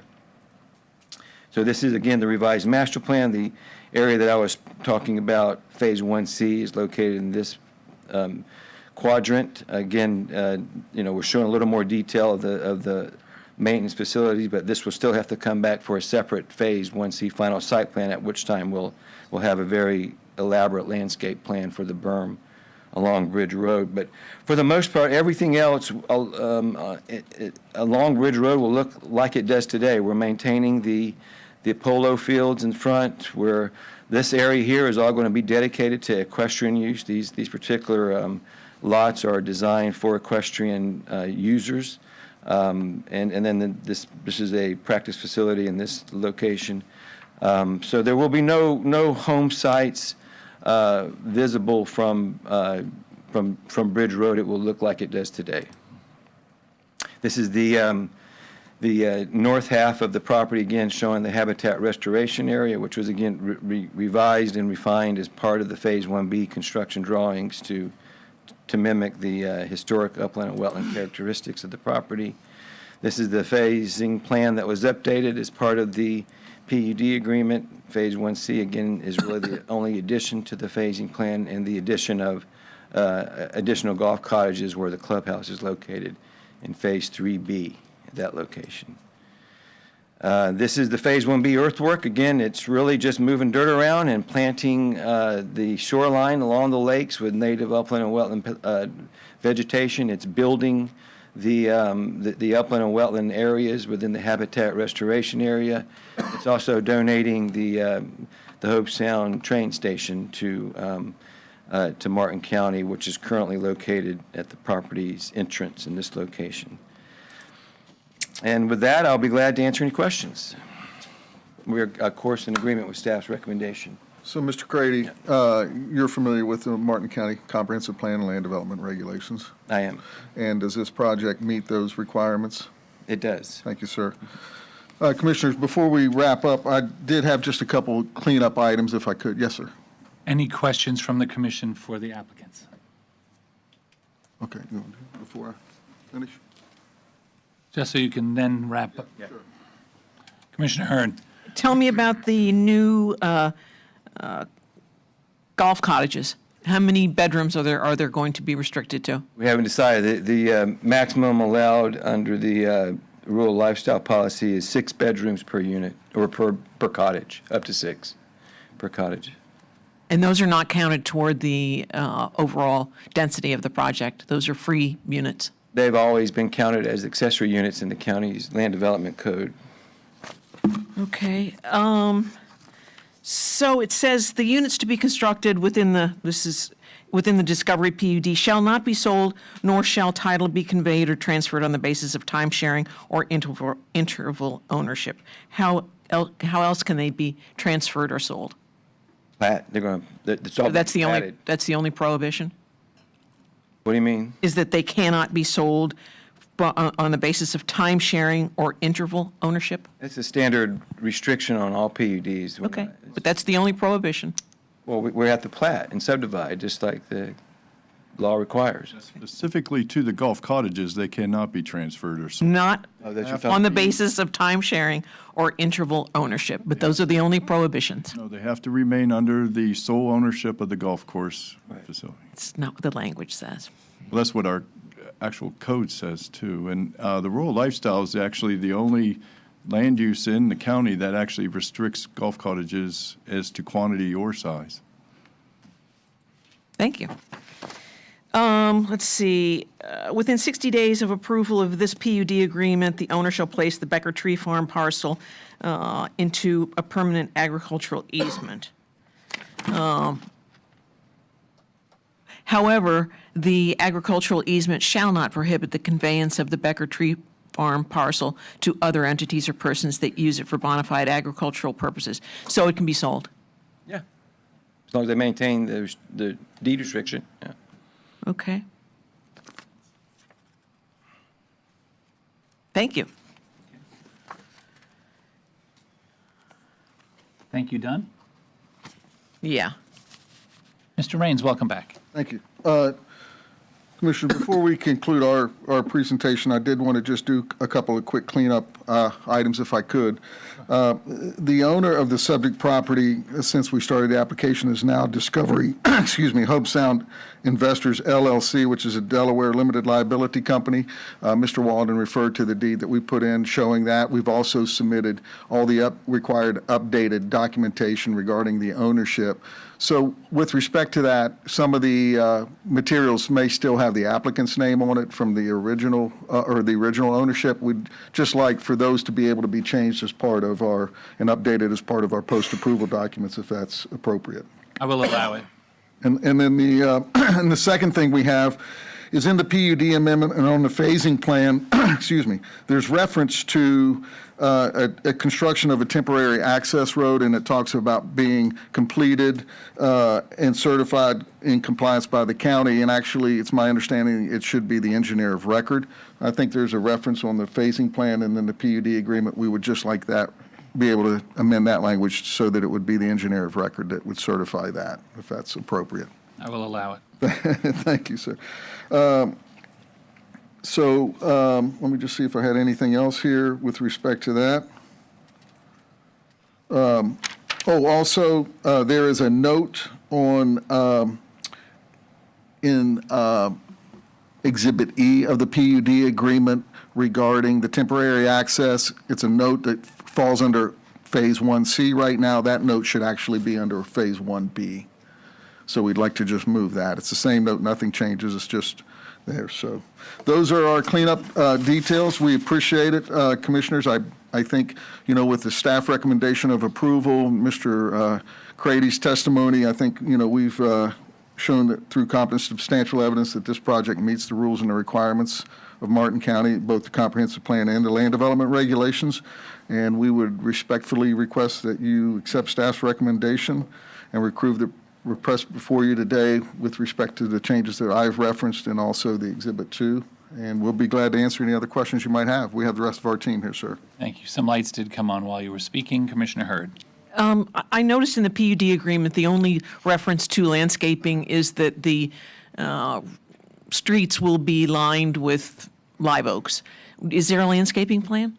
Yes, there is. It will be as the final site plans come forward with all the different phases. Right now, the only landscaping is going to be for the lake littoral plantings and transition areas, but as each final plans come in, that's when the actual construction and landscaping will take place. So we All don't, the infrastructure. we don't have landscaping plans for the littoral zones? We do. For the 200 acres of Yeah, littoral? that's included in Phase 1B. Yes, You've received that?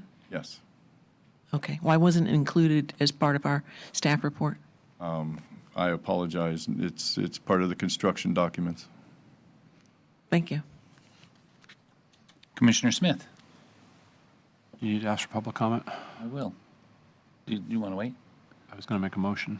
Okay, let's do public comment first. That's what I was asking. Thank you. Put your light back on. We're now at the portion of the meeting where if anyone from the public would like to address us on this topic, please come forward. If you haven't filled out a form, you can speak first and fill the form out afterwards.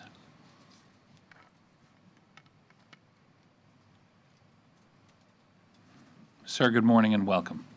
Thank you. My name is Jim Fithy, and I live in Palm City. Just have a couple questions. I'm new to this. In fact, today is the first I've looked at any of the paperwork, so I need to make that clear. A couple questions that I have, and I'm sure the staff has already asked these questions, but I think the public would like to know. Number one, is this a public or private golf course? Private. That would be my first. Private? Okay, so the community doesn't really benefit other than the people that are in this. So the outside community, like for instance, you're aware of Hammock Creek. It's not private, which means the community can take advantage of the golf course. In this case, apparently from what you've just said, the community cannot take advantage of this golf course. Is that the case? Okay, Finish so your comments and then we'll okay. jump in. The second question is, what if, right now, financial conditions are relatively unfavorable, with rates at approximately 7%. I would imagine that most of the people that are thinking of purchasing in this community aren't really necessarily going to need a mortgage. They'll most likely pay cash or have other financing. But if they're, due to financial conditions, construction comes to a halt for whatever reason, is there any sort of a penalty to Martin County if construction comes to a halt and all we have is a bunch of dirt piles or whatever? So I would want to know if the staff has looked into that, as far as would there be any penalties in place for not completing the project on time? And then as far as runoff from the golf course, I'm sure, again, the staff has looked into that, but I haven't heard anything. I'm sure that there must be standards for runoff, because as we know with golf courses, there's a lot of fertilizers, things that are used, and we certainly wouldn't want that to have a negative effect. So I'm hoping that that's been looked into. So I guess those are my questions regarding the project. Thank you very much. Anyone else looking to address us? Ma'am, please come forward.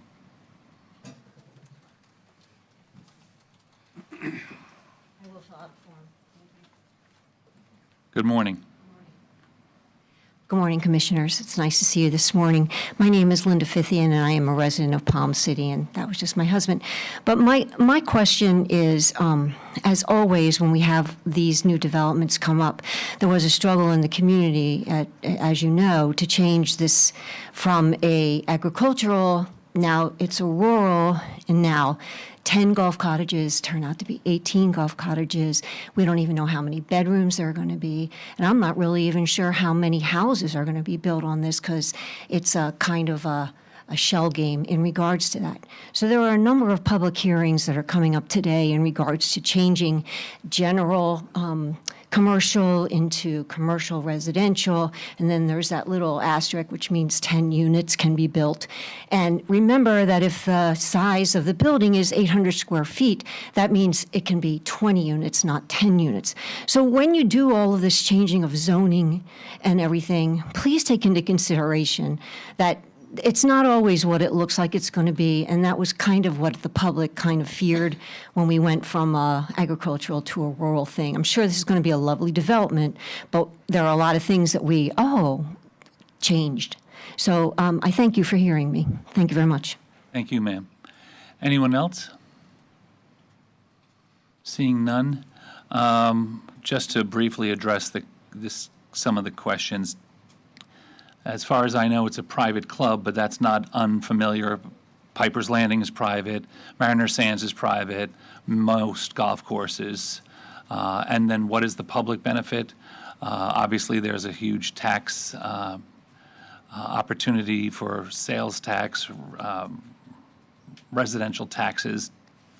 This particular project, I'm pretty sure won't fail for a lack of financing. If you have an opportunity to do some more research on Discovery Land Company, in my opinion, this project, from the first time it was ever presented to me, is a remarkable opportunity for Martin County as a whole to have in our community.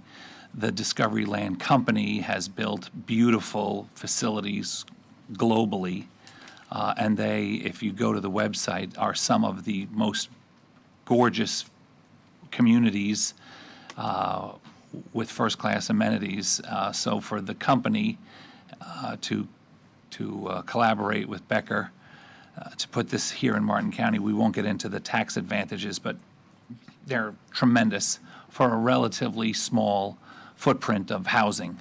The benefit is tremendous, in my opinion. They're also donating a large portion of their property that will be left in open space. It'll probably be state-of-the-art in terms of runoff and fertilizer runoff. It'll be state-of-the-art in terms of how that is handled. So I'm very pleased that this project is moving forward. I've always been a supporter of this Atlantic Fields, and the group that's bringing it forward has done a remarkable job just shown as evidenced by the fact that they brought the entire team today to answer any potential questions. And that's my personal opinion, which we're all entitled to have, sir. And with that in mind, we'll start with Don Donaldson, and then we'll go to Commissioner Smith. I just wanted to briefly clarify your summary of the planned improvements and their requirements, and that is, once a property is platted, they have to bond those improvements. If they fail to complete them, the county can call the bonding company to require they approve. No property can be sold until all of those required improvements are done. So there isn't necessarily a penalty the county has in the code, but it does have, regardless of its $1 million properties or whatever, the same rules apply, and that they have to build the improvements in order to sell the properties. If they fail to do so, we can call on the bonds, or the board can rehear the plat and abandon it so it can no longer be sold as originally designed. Thank you. Any other comments or? Can I just add to that a little bit, that's why we carefully phase these projects as well, so that no lots can be held buildable unless all the infrastructure is in place to support that phase of the project. That's why it's starting out as just earthwork, so all the drainage and fill will be done before anybody starts going vertical. And as this project gets phased, that phase, when it gets approved, has to have all of the infrastructure in place to support that phase. So if the rest of the project doesn't go forward, that phase will be self-sustainable, so that no individual homeowner, say if it did get platted, would be hurt in the process. Thank you very much. With that, Commissioner Smith. Yeah, two other notes on the benefit side, and Ed, I think you did a good job of encapsulating most of it. Years and years and years ago, there was the opportunity with the upper northeast corner when this was looked at in an entirely different strategy in terms of how it might be used for property. The 1B that you can see on the map, if that's showing up on your screen in the upper northeast corner, was a really important component of reconnecting to the sort of the 45-degree angular flow of the water down to Kitchen Creek past Bridge Road that we will get back into what it was originally long before it was agriculture. And so just that alone, I think the millions of dollars it would have cost Martin County to have done that. It was mentioned a little bit relative to golfing and water quality. Again, for me, and maybe some of the others, one of the most important components of all of this is the massive amount of water quality that we get as a result of these fallow agricultural sites being reconfigured and imagined relative to water quality. The millions of gallons that these facilities will process and clean and take care of, hence the millions of dollars Martin County would not have had to spend to do it, that the private sector is spending to do it, is really remarkable. And so, if for nothing else, the water quality treatment that we get as a result of these types of communities being built is really something special. And with that, I would move staff's recommendation with the addition of the 3 additional notes highlighted by the applicant, Bob Rains, and I believe also Exhibit 2 was mentioned as part of the requirement for the motion. Second. Thank you. We have a motion by Commissioner Smith, as stated, seconded by Commissioner Jenkins. All those in favor? Aye. All those opposed? Opposed? Motion carries 4-1 with Commissioner Hurd dissenting. We're going to take our mid-morning closed captioning break, and we will return at 11 o'clock.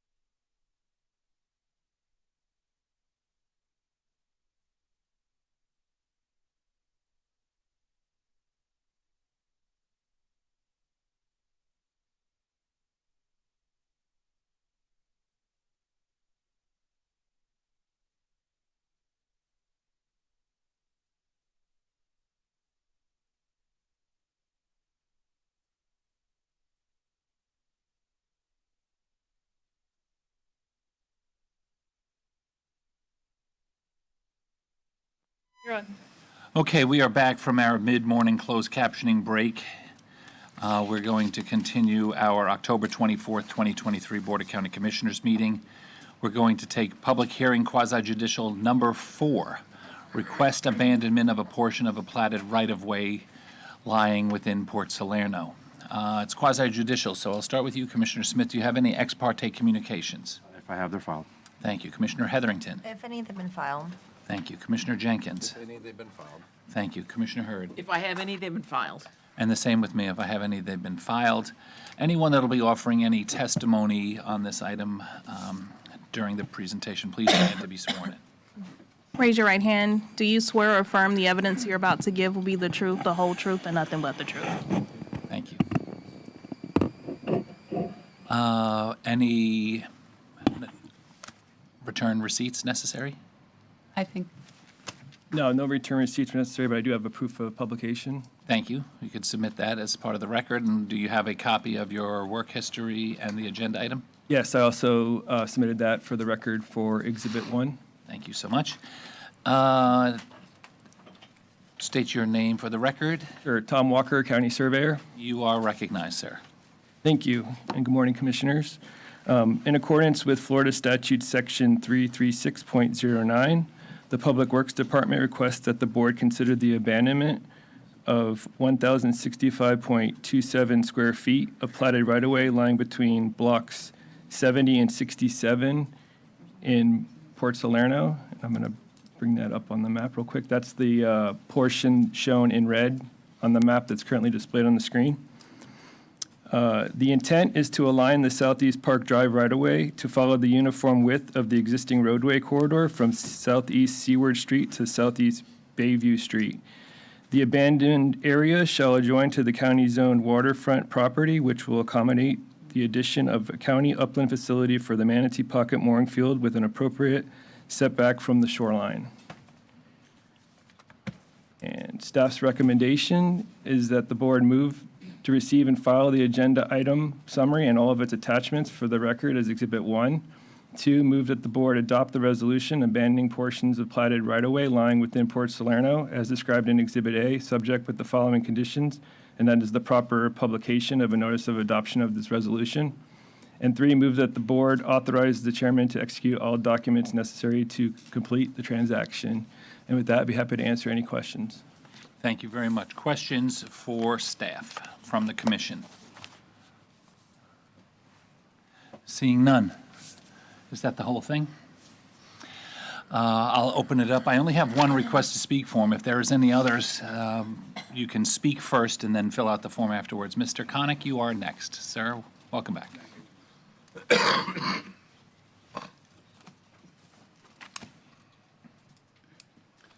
I represent Papa Sierra in Pirates Cove, opposed to this abandonment. It's interesting when we go through the agenda says, any and all persons desiring to be heard regarding this matter were given an opportunity to present their views to this board. Translated, 180 seconds, 3 minutes. That's it. That's what I spoke about earlier. Then it says this board has determined that vacating and abandoning said right-of-way would not be contrary to the public interest. That's not true. Let's go through exactly why this abandonment is being done.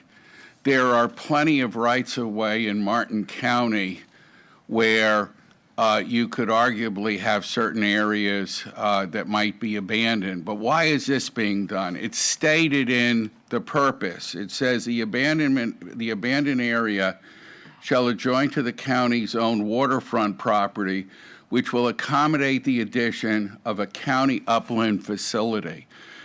Now, that facility is going to be a restroom, shower, and apparently a laundry room for the people who are using the moorings. That's it, not for the public.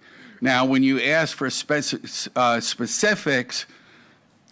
you'll be told by staff those specifics haven't been done. And so what's happening is nibbling along, going along. this is being done. This should be heard in conjunction with whatever the plan is. The area, my client is 50 feet from this. My client's property is going to be adversely affected by this. And by the way, you have this mooring area. There's nothing in the plans concerning this plan concerning the moorings. There's nothing concerning parking. There's nothing concerning how you're going to be dealing with ADA parking or facilities. On the one hand, you have a boardwalk that supposedly is to invite the public. This isn't going to be available to the public. It's just going to be available for the people in the mooring area. This is a situation where it's a bad situation. It's like if it's someone who goes to Las Vegas and they throw good money after bad. There should be a plan that's presented to the public that would deal with this issue of abandonment and exactly what they're going to do. Again, I only have 180 seconds. Your resolution says that there's adequate time. That's like this whole other thing here. It's a pretend public hearing. The result is probably already known, but this is not fair to the public. This is not fair to my client. Thank you, sir. Anyone else from the public looking to address us? Ma'am?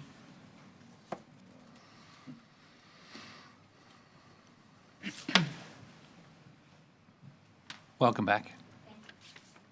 I will fill out a form. Good morning again. My name is Linda Fithian, and in regards to this property, I understand that that right-of-way is Martin County's property, and also it might take away from some of the park that's there, the Manatee Park. So my ask of the commissioners is to actually see a plan and understand how this is going to be built, where it's going to be built, and how it's going to really affect the park and the community. Because if you don't know how it's going to be built, how can you say you approve to have the right-of-way? So I would ask that you consider those things before you approve abandonment of this. Thank you very much. Thank you, ma'am. Anyone else? Seeing none, we'll come back. Couple of questions. One, there was some comments this morning from legal counsel for Papa Sierra. Can you address some of those comments in regards to interveners and notification, please? Yes, Elise Elder, Deputy County Attorney. So this is an abandonment of an unopened right-of-way. If the board abandons this right-of-way, the county can do nothing with the property, not one thing, until there's a future land use designation and zoning assigned. At that point is the future land use designation, Pirates Cove would have an opportunity to do 3 minutes, but for the rezoning, if they're within the mileage for notice, they will receive notice of the rezoning, and that is the proper time for them to intervene. The board has established quasi-judicial procedures, and under that, in order for somebody to intervene, they have to receive notice of a quasi-judicial hearing. Under Florida law, the abandonment doesn't affect surrounding property owners because you can't do anything with the property, and there's no notice required, which is why we don't have an intervener here. Even if we allowed Pirates Cove to intervene in this case, your adopted rules provide 7 business days notice. Pirates Cove provided notice 2 business days. Those rules are uniformly applied throughout the county, so all citizens are treated equally. The other portion, which I want to point out, is that 7 days is not an arbitrary number of days. It gives staff the opportunity to take that intervener form, because it's only a form you fill out and you turn it into the county administrator, and put it on the agenda that goes out before the board meeting, so all citizens have an opportunity to know there is an intervener, because while maybe somebody is against it, someone else might be for it, and if there's an intervener, they might want to come to this meeting and speak for the item. So it's in all fairness and due process that we strictly comply with our quasi-judicial procedures, and those are the basic reasons why we do not have an intervener today, if that answers the question. No, sir. That was your response. As far as I'm concerned, as your chair, I'm trying to break this issue down into two parts. The official agenda item, which is the right-of-way abandonment, and I think we've heard, is not the final, it's not the first and final approval of what's planned for this location. Correct. I'm sorry. It's the first step in a process. Yeah. We've heard that nothing more can take place except the abandonment. There is 2 or 3 other steps in the process, one of which would accommodate the opportunity for someone, especially Pirates Cove, in this particular case being very close, to perfectly come forward within the parameters of when that paperwork can be filed. You know, Commissioner Hurd and Commissioner Smith have been here longer than I, and this every once in a while comes up where someone was much further away but felt that they had an interest. Some people were much closer but really didn't genuinely have an interest. So for me, the first portion and the only portion that the 5 of us are discussing and addressing, especially in a quasi-judicial, is exactly what is before us. The second portion about should someone have had the opportunity to intervene is a side issue for me. So what we will be doing, hopefully, is discussing specifically the agenda item. And then, so for the 2 public comments, one, there will be an opportunity for an intervener, and depending on when that is, if I'm sitting in the middle, you'll have more than your opportunity to participate. I'm always much more interested in leaning in favor of participation than away from participation. So that's first. And secondly, for the other public comment, this is not the final decision, and so when we hear from staff that we're not exactly sure on what this will specifically be, that's because we're sort of following along in a process, and you don't get to know what the end of the process would look like at the beginning. There is a process. I listened yesterday to the CRA meeting, and this had come up yesterday, and I watched the entire meeting.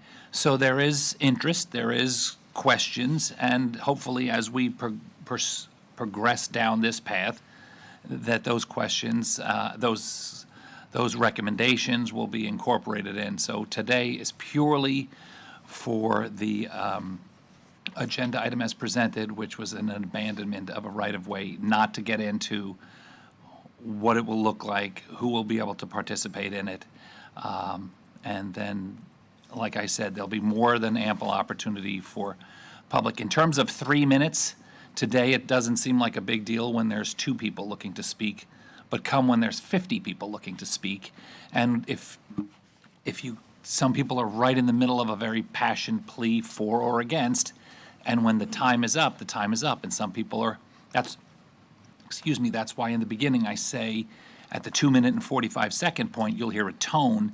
That's not meant for you to stop. It's just meant for you to know in your head that you got 15 seconds to wrap your comment up, because I always found it to be a little odd where the microphone would just stop and you were in mid-sentence.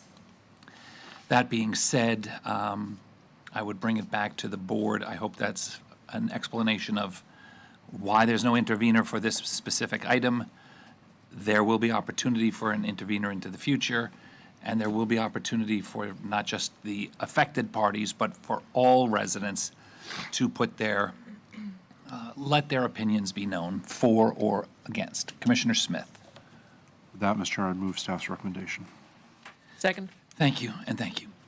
We have a motion by Commissioner Smith for staff's recommendation, seconded by Commissioner Hurd. All those in favor? Aye. Aye. All those opposed? Motion carries unanimously, and I'm sure we'll be seeing you in the future. Thank you. Our next agenda item is public hearing quasi-judicial number 5, request abandonment of a portion of unopened deeded right-of-way lying within Miles or Hanson Grant. It'll be also presented by Mr. Tom Walker. Mr. Walker, you are recognized. Oh, excuse me. Quasi-judicial again, it's that day. Commissioner Smith, do you have any ex parte? They're filed. Commissioner Heatherington. If any, they've been filed. Commissioner Jenkins. Commissioner Hurd. If I have any, they've been filed. I don't believe I have any, and that's been filed. Anyone that's going to be offering testimony, please stand to be sworn in. Raise your right hands. Do you swear or affirm the evidence you're about to give will be the truth, the whole truth, and nothing but the truth? Mr. Walker, do you have a copy of your work history, the agenda item, and any return receipts or notices that would be required? Yes, I have my work history, the copy of the agenda item, and a proof of publication to submit as record for Exhibit 1. Thank you very much. Now you are recognized. Thank you. Good morning again, and we have another abandonment for your consideration. The petitioner requests that the board consider the abandonment of 57,633.38 square feet portion of unopened deeded right-of-way in Official Records Book 311, page 462, and lying within the east 60 feet of Lot 11 of the Miles or Hanson Grant. And I'm going to show you exactly where that is on the map. It is the portion that is outlined in purple on the map currently displayed on the screen. Said right-of-way being sought for abandonment is not, nor has it ever been, an open road. The petitioner is the owner of the abutting lots within lots 11 and 12 of said Miles or Hanson Grant, and upon successful abandonment would be entitled to the entire portion of the abandoned right-of-way. Section 139.2 of the Martin County Code of Ordinances requires a privilege fee for abandonment and vacation of county property and roads. However, the board may waive the privilege fee required upon a showing of good cause. The petitioner has requested that the appraisal requirement and privilege fee be waived. The petitioner will grant a drainage easement described in the attached Exhibit B totaling 143,438.1 square feet to Martin County, as shown outlined in yellow on the map currently displayed on the screen, for the purpose of maintaining proper drainage through the area. And staff recommendation is: 1, move that the board receive and file the agenda item summary and all of its attachments for the record as Exhibit 1. 2, move that the board adopt the resolution abandoning the portion of unopened deeded right-of-way lying within Miles or Hanson Grant as described in Exhibit A, and accepting conveyance of the drainage easement described in Exhibit B to Martin County, subject to the condition of proper publication of a notice of adoption of this resolution. 3, move that the board agree to waive the privilege fee, finding good cause shown by the petitioner by conveyance of the easement to Martin County. And 4, move that the board authorize the chairman to execute all documents necessary to complete the transaction. And with that, I'd be happy to answer any questions.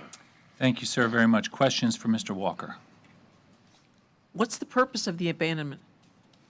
I believe the purpose, the applicant can speak more to this, but I believe the purpose is so that they can join their parcel, create a whole parcel, because right now the deeded right-of-way represents a gap in between the parcel.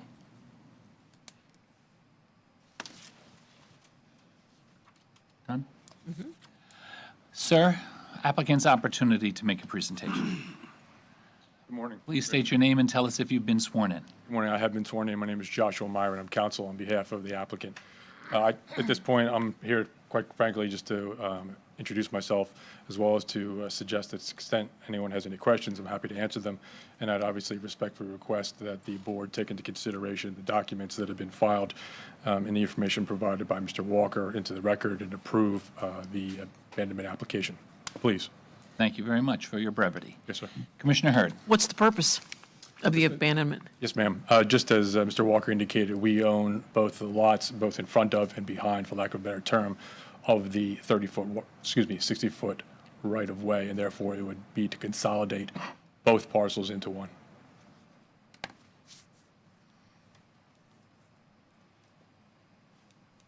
And why are we waiving the privilege fee? They've submitted the drainage easement. They're actually giving us a drainage easement in consideration and as a showing a good cause. Didn't we have that before? No. No, it's a right. Even though it was our right-of-way, it wasn't a drainage easement? No, not that. I'll go back to the map. Yeah, it's the portion in purple is what they're abandoning. The portion in yellow is the drainage easement that they are providing to the county. All right, thank you. Looks like a 2-for-1. Any other questions? Anyone from the public looking to address us on this topic? Seeing none, Commissioner Smith. No further questions. Move staff's recommendation. Second. Thank you.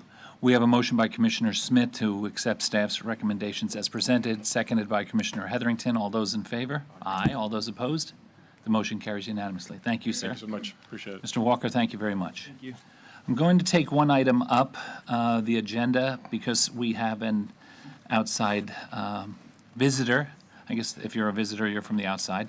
We have an expert who's going to make a presentation for the Martin County Safe Streets for All Action Plan.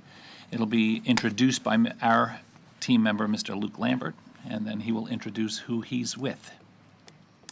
Mr. Lambert, good afternoon, sir. Or, nope, good morning. Welcome. Good morning. I brought you up as high up the agenda as we possibly could. I appreciate it. Good morning, Commissioners. Luke Lambert, Traffic Engineering Administrator. And with me here is Stuart Robertson with Kimley Horn. They are consultants on this. And just to tee this up, this is the Martin County Safe Streets for All Action Plan.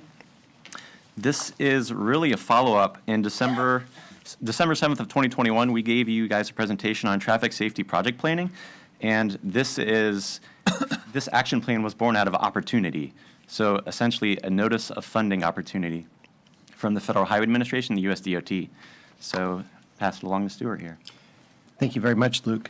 So, Not to rush you, sir, but keep that in mind. Okay. Good morning, Commissioners. My name is Stuart Robertson with Kimley Horn. We are supporting county staff on developing the Safe Streets for All Action Plan. It is a program that was established through the bipartisan infrastructure law. It does come with 3 components that we are addressing as part of the plan, and it supports the county's the county's commitment to the Vision Zero plan, which was adopted by the MPO in 2022. Vision Zero is an international policy of traffic safety that holds that traffic fatalities and serious injuries are unacceptable and are preventable. So an overview of the action plan. The plan is set up in order to be specific to address the bipartisan infrastructure laws criteria for a future grant application. We could apply for funding through the SS4A plan to address traffic safety issues in Martin County. We've been coordinating with and consistent with the county, MPO, and state projects and policies that are in place. We have also been working closely with several departments, including the Sheriff's Office, the Fire Rescue Department, the Growth Management, Community Development, Public Works, the MPO, and Chambers of Commerce as well, in order to try to be reaching out to the community and gaining their insight. And the school board staff as well. We've coordinated with school board staff, had a lot of great input. We have analyzed the crash data from 5 years of 2018 through 2022, 5 complete years of crash data. There has been, unfortunately, an increase in the total number of crashes since 2020. 21% of crashes occurred during dark conditions. Also, 21% of crashes involved a cyclist or a pedestrian, not the same 21%, just coincidentally the same number.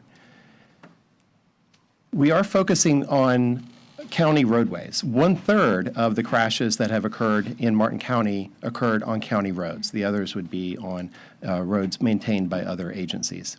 And some of the trends that we've seen here are that 19% of the crashes on county roadways occurred during dark conditions. 40% of the crashes that occurred are fatal. 40% of the fatal crashes that occurred within the county occurred on the county roadway. So a slightly higher percentage than the total number of crashes, which was 33. Probably because the county does maintain higher speed roadways, more rural roadways. We also have a map, if you're interested. You can click on the link in your agenda packet to see the map of where these crashes occurred. So there were 100 serious injury crashes, so 29 fatals and 100 serious injury crashes. The map here summarizes the crash severity on county roadways. And we have identified certain locations that appear to be hotspot for fatal and serious injury crashes. Arterial roadways such as Dixie Highway, Cove Road, and Martin Highway. And this is a map of the 29 fatal crashes that occurred during the 5-year period. So most of these fatal crashes are occurring on roadways with speed limits higher than 45 miles per hour. Dixie Highway and Martin Highway in particular show up, and also I would point out Bridge Road shows up with these fatal crashes as well. So we're going through the process right now of project selection, of identifying projects that could be potential grant opportunities on these roadways, in particular Martin Highway, Bridge Road, and Dixie Highway, looking at the contributing crash factors and potential engineering countermeasures to address those crashes. Also, I should point out that the SS4A criteria does include a focus on underserved communities, and there is a US DOT criteria for identifying those underserved communities, and we're showing them in the orange areas on this map. So in summary, we're looking at Southeast Dixie Highway. This corridor, it does have the greatest concentration of crashes. It also has a very high concentration of pedestrian and bicyclist crashes. It does fall within the transportation disadvantaged community identification by US DOT criteria. We're also looking at Martin Highway and Bridge Road. In particular, stakeholders that we have coordinated with have addressed, have commented that those two roadways in particular have concerns related to lighting. And we do see in the crash data several nighttime crashes that have occurred on both of these roadways. The county has done work to improve the lane departure crash situation on both of these corridors with the improvements that have been made and implemented by the county over the years, so we could build upon those with further identification. So this is an update presentation. Our next steps are to continue to formulate the leadership commitment and goal setting for Safe Streets for All, finalizing the site selections and project recommendations, establish the performance measures, and to set the county up for a potential SS4A grant application in 2024. So that wraps up our presentation, and we would be happy to address any questions or comments you may have. Thank you very much. Commissioner Smith. Thank you, Stuart. Curious, after yesterday's discussion at the MPO 710, why does 710 not show up on the list? The reason is that we're focusing on county-maintained roadways, and State Road 710 is a state highway system roadway. Okay, fair enough. However, It's in the county. it's in the county, and it's eye on it. probably the most severe of our road infrastructure that we have. I think to the people of Indiantown, I don't know that they care that it's a state highway versus a county right-of-way, and maybe if this grant program says it can't be state, it can only be county, maybe that's a defining moment. I would just caution us on whatever we produce, that if it's relative to safety, we are failing miserably on 710. And so, as important as Bridge Road statistics are and A1A are, I don't know how, with good conscience, at least in a conversation, we can leave out 710 in the criteria side of all this. Now, if you can't, if there's some marginal line that says, nope, you can't do that because it's a state road, fair enough, but if for nothing else, there should be some kind of an addendum added or something that recognizes the crash data, the fatality data of 710, and that we don't leave that aside. So every other year, the Martin County Public Works Department publishes our biennial crash surveillance report. So this work is specific to county-only roadways, and in this report we do look at this crash data, and we forward those on to the Florida Department of Transportation. They are very proactive. They have their highway safety plan that the DOT implements, so they are looking at their separate bucket of funds for safety improvements, and so, typically 710 is funded through the 5-year work program. So in this instance, for this grant application process, it is specific to county-only roadways. We wanted to maximize our dollars. You guys were generous enough to create the traffic safety CIP sheet, and so that is our intended match funds for this federal grants. And we want to work basically in tandem. We want to try and eliminate crashes on all roadways, but this plan is specific to the county corridors. And Luke, I appreciate all that. Again, I don't know that our Indiantown residents really care about all that. And so at the very least, I would put a footnote or I would put an addendum to this that recognizes the crash data from 710.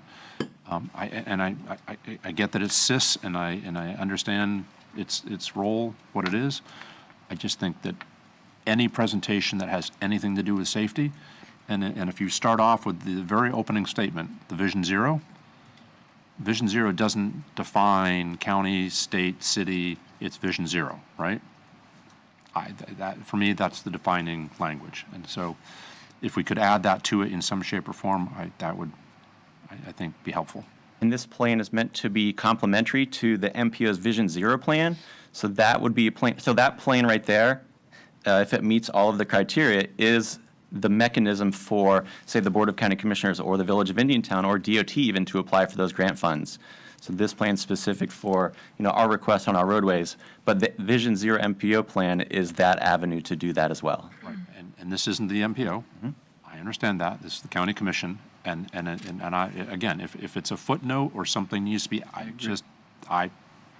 Even if it's an aside, like in your presentation, when you put up that slide with the red dots, I immediately looked at 710 and Tommy Clemens, because I know in the last couple of years, there's 2 or 3 fatalities. 10, but I mean, there was one like a couple of months ago. I get that it's not part of this, but when you say, hey, there was 29 fatal accidents in the last 5 years, I took away the fact that there was 29 fatal accidents in the county, not just on specific roads. So you could say, look, this is our presentation, but as an aside, this is the total number of fatal accidents in the county on other roads that we're not necessarily highlighting. So I agree with Commissioner Smith. Mr. Donaldson, and then we have some others. Well, just following up on that, so, I mean, obviously on 95 and 441, and there's a whole host of other streets, are you looking to have all of that included as well? Yeah. Martin County Fire Rescue responded to those calls. Again, this was, originally designed just to supplement how we're spending your local dollars on local streets, but if you want a complete combined study, we can amend to do that. Then I would suggest we include A1A and all of the other streets, so you're not limited, including I-95, which we have a lot of accidents that fire rescue attends to all the time. Maybe it's a separate situation. Commissioner Smith. I don't care how you do it. I think that any document that any department, any agency picks up, if it's relative to Vision Zero or safety on our roads, it should pertain or should have some mention of, and I would go so far as to say the crisis we have going on in 710. All the other roads are important. I-95's got its own issues. But I just... Agreed. That we can add, I just wanted to be clear whether or not we were adding all of it or just... You're all trying really hard. We are, just wanted to be clear. Yep. I do too. Commissioner Jenkins. Well, it could be also an overlay. Sure. However you want to do it. Yeah, that's... I'm going to leave Indiantown out. So, Luke, I'm not pointing my comments at you because I know you're working diligently. I'm just hoping that Marshall Crutchfield from Florida Power and Light is watching us right now, because I don't know how long we've been talking about Bridge Road, 2.5 years probably. And those 3 big red dots plus all those others, I guarantee you all those were at night. For all of you, they've been doing a hardening project along Bridge Road. Well, they took all the streetlights down, other than just a few. It's dark as death out there, and Luke has also been begging. We came up with, I believe, 14 additional lights on top of the 5 or 6 that were there. But it is dark as death out there, so I don't know what we can do to put any more pressure on Florida Power and Light, but yeah. Understood. So, okay. Commissioner Hurd. So what kind of additional pressure can we put on FPL? They come to us for a lot of things. They are our partner, if you will. I mean, I believe... They extract a lot of concessions from us, believe me. This is a two-way street.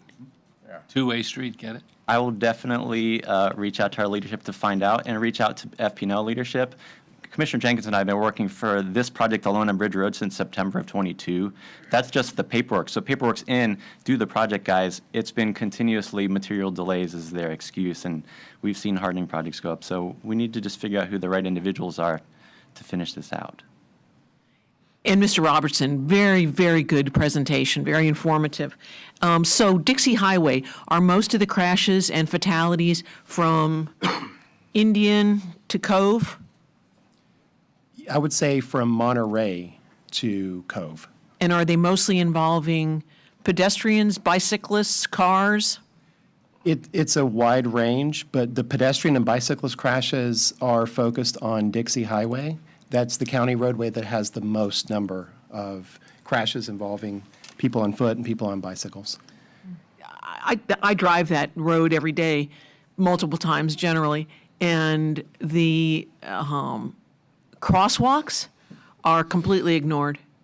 Everywhere. Even when they're lit up, they're ignored. So what can we do to improve enforcement? I don't know. I don't know. You know, we put these things in at great expense, and it doesn't seem like it's making an improvement to me. I still see pedestrians standing there waiting for cars to stop, and they never do. I'm the only one in the county who stops. No, there's two. Yeah. Okay, there are three of us. So the Dixie Highway Corridor it has been one of the, the county's most important corridors. We've done a lot of work along Dixie Highway, throughout the years. And the most recent project is Dixie Highway through Golden Gate. We did bike lanes, we did pedestrian crosswalks, the street lighting projects.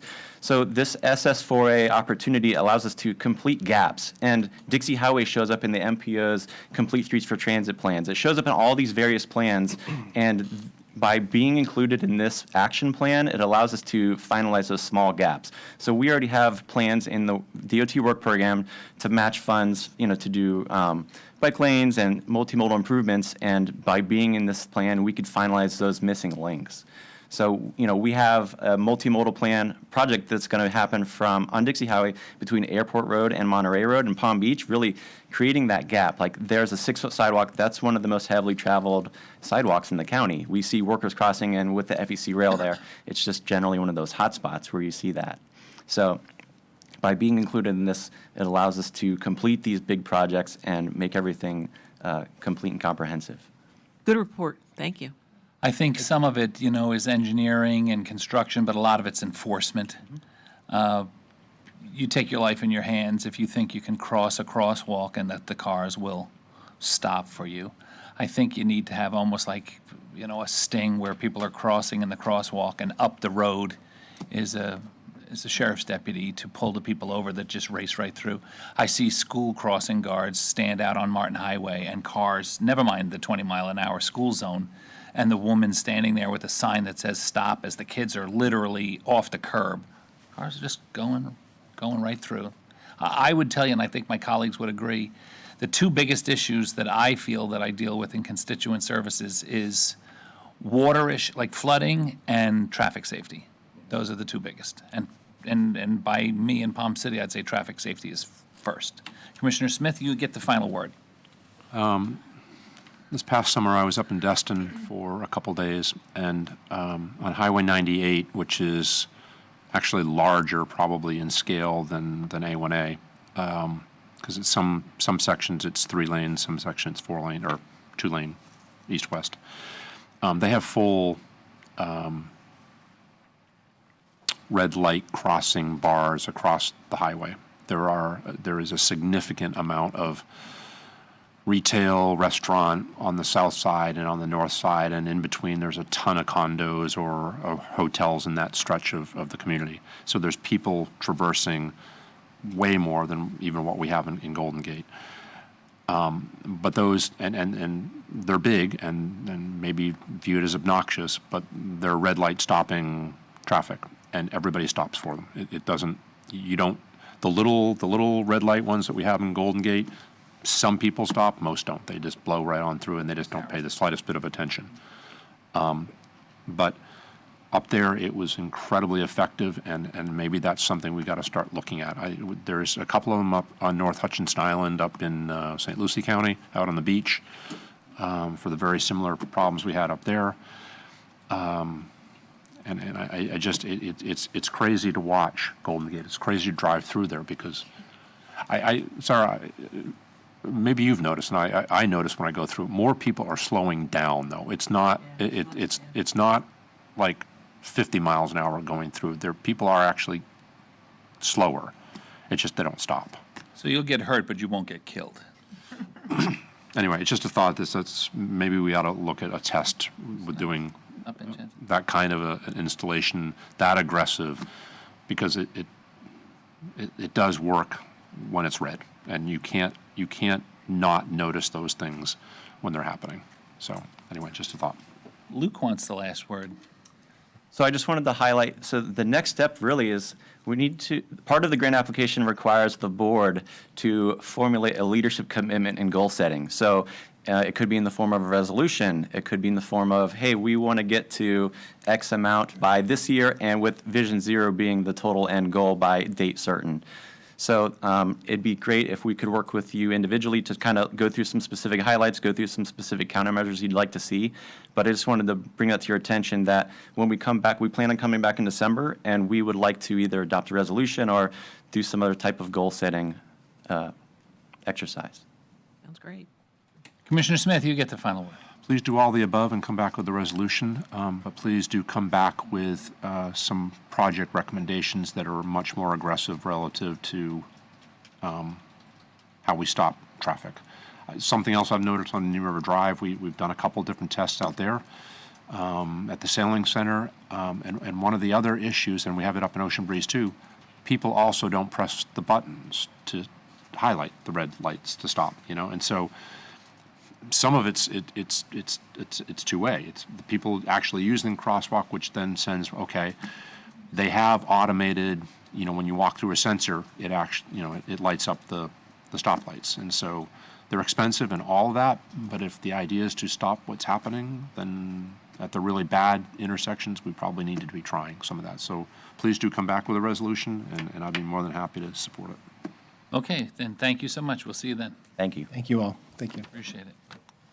Our next agenda item is departmental number 1, Office of Management and Budget items which require board approval. It'll be presented by Miss Jennifer Manning. So good to see you. That lady retired. Again, right? No, that was her sister. Her little sister. Good morning, Commissioners. Jennifer Manning, OMB Director. I have 4 items on the agenda. Is this your last? Yes, it is. Maybe? Celebration. Oh, no.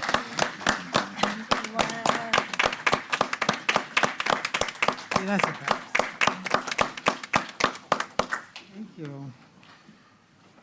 Okay, the first item on the agenda is permission to accept the FY24 Children's Services Council grant for after-school and out-of-school for the areas in Golden Gate, Jensen Beach, Port Salerno, and the Extreme Teen countywide and summer programs.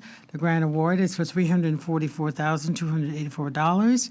It requires a $525,308 match, which is adopted in the FY 2024 Parks and Rec operation budget.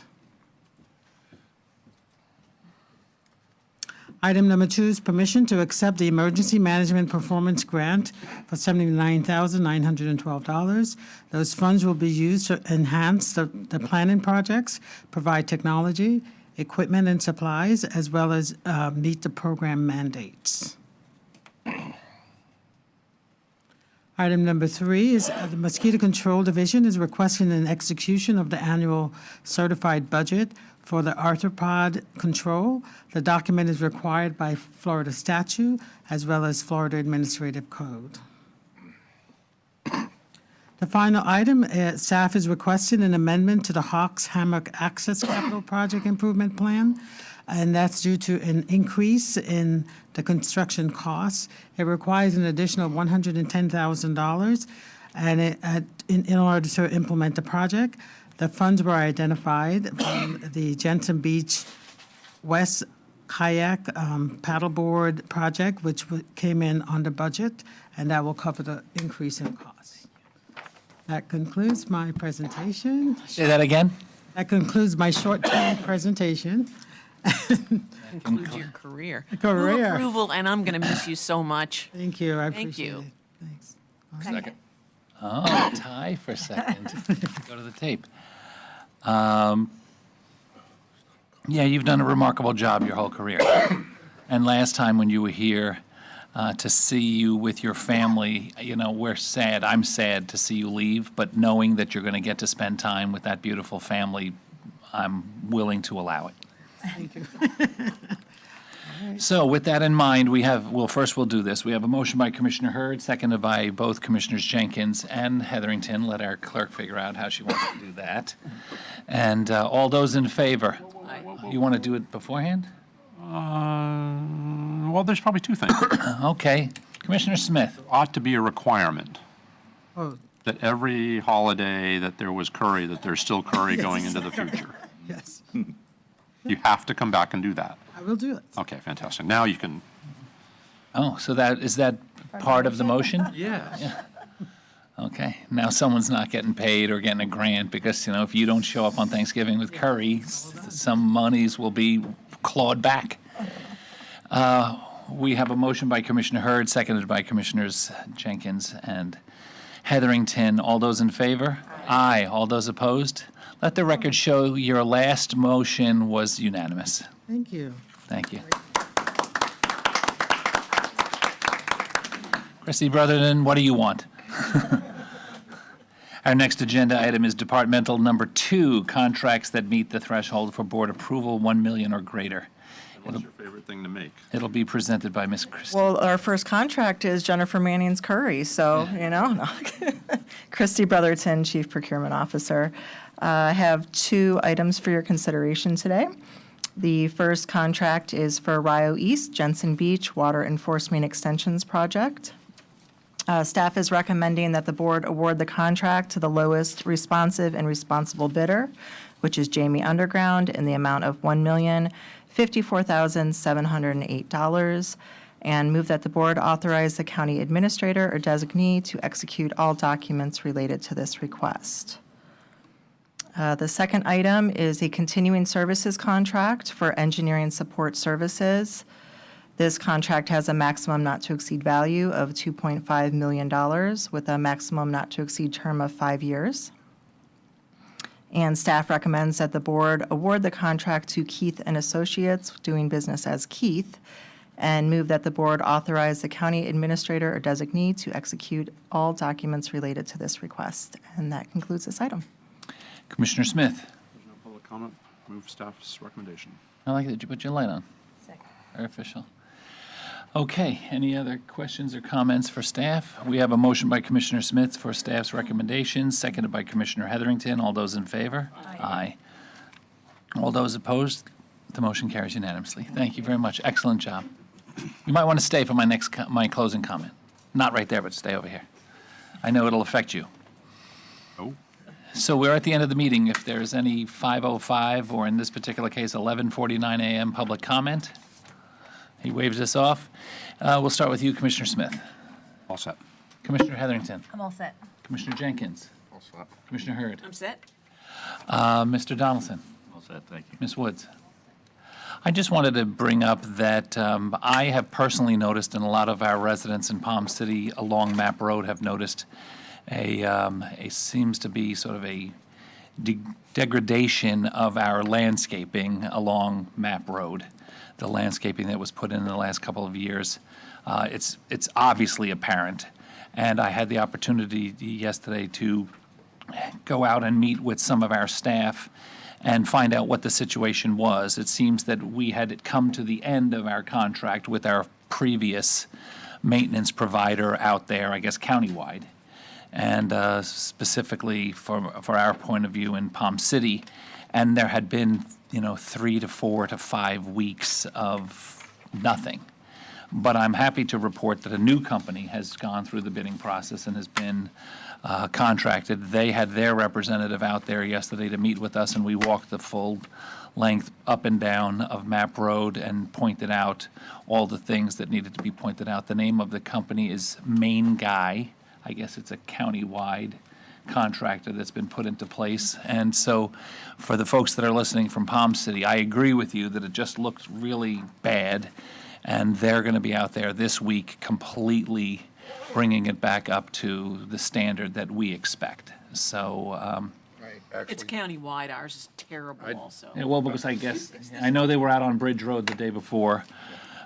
So it's going to be a complete new, hopefully, a new revived energy and efficiency to do these projects. Commissioner Smith. Maybe a footnote to all that. From what I recall during our budget process, did we not take some funding from our countywide maintenance? No. No, we did not. I thought we did. No. It was suggested, It was but put up on the block. it was not Okay. acted upon. I just want to make sure. Yes, sir. Because those. A little light dig. Well, no, those are sort of like, those are the things that happen, when we Sure, we could have squeezed it. squeeze a budget somewhere, right? There are things that happen that then become, That ship has sailed. yeah, Leave it. Let's see it off into the distance. Goodbye, see. budget ship. I see you in the distance. yep. I'm pretty sure we could have squeezed out a couple $100,000 out of a $640 million budget. But that being said, I understand. any other comments? Seeing none, I'd like to compliment when I asked the staff to come out. There was 3 of them out there yesterday, and the representative from Main Guy, and supposedly the owner of the company, his last name is Main Guy. So he is our main guy, and his last name is Main Guy. We'll see. But with that, our next commission meeting is November 7th. And I wish you all a safe day. That's the end of the meeting.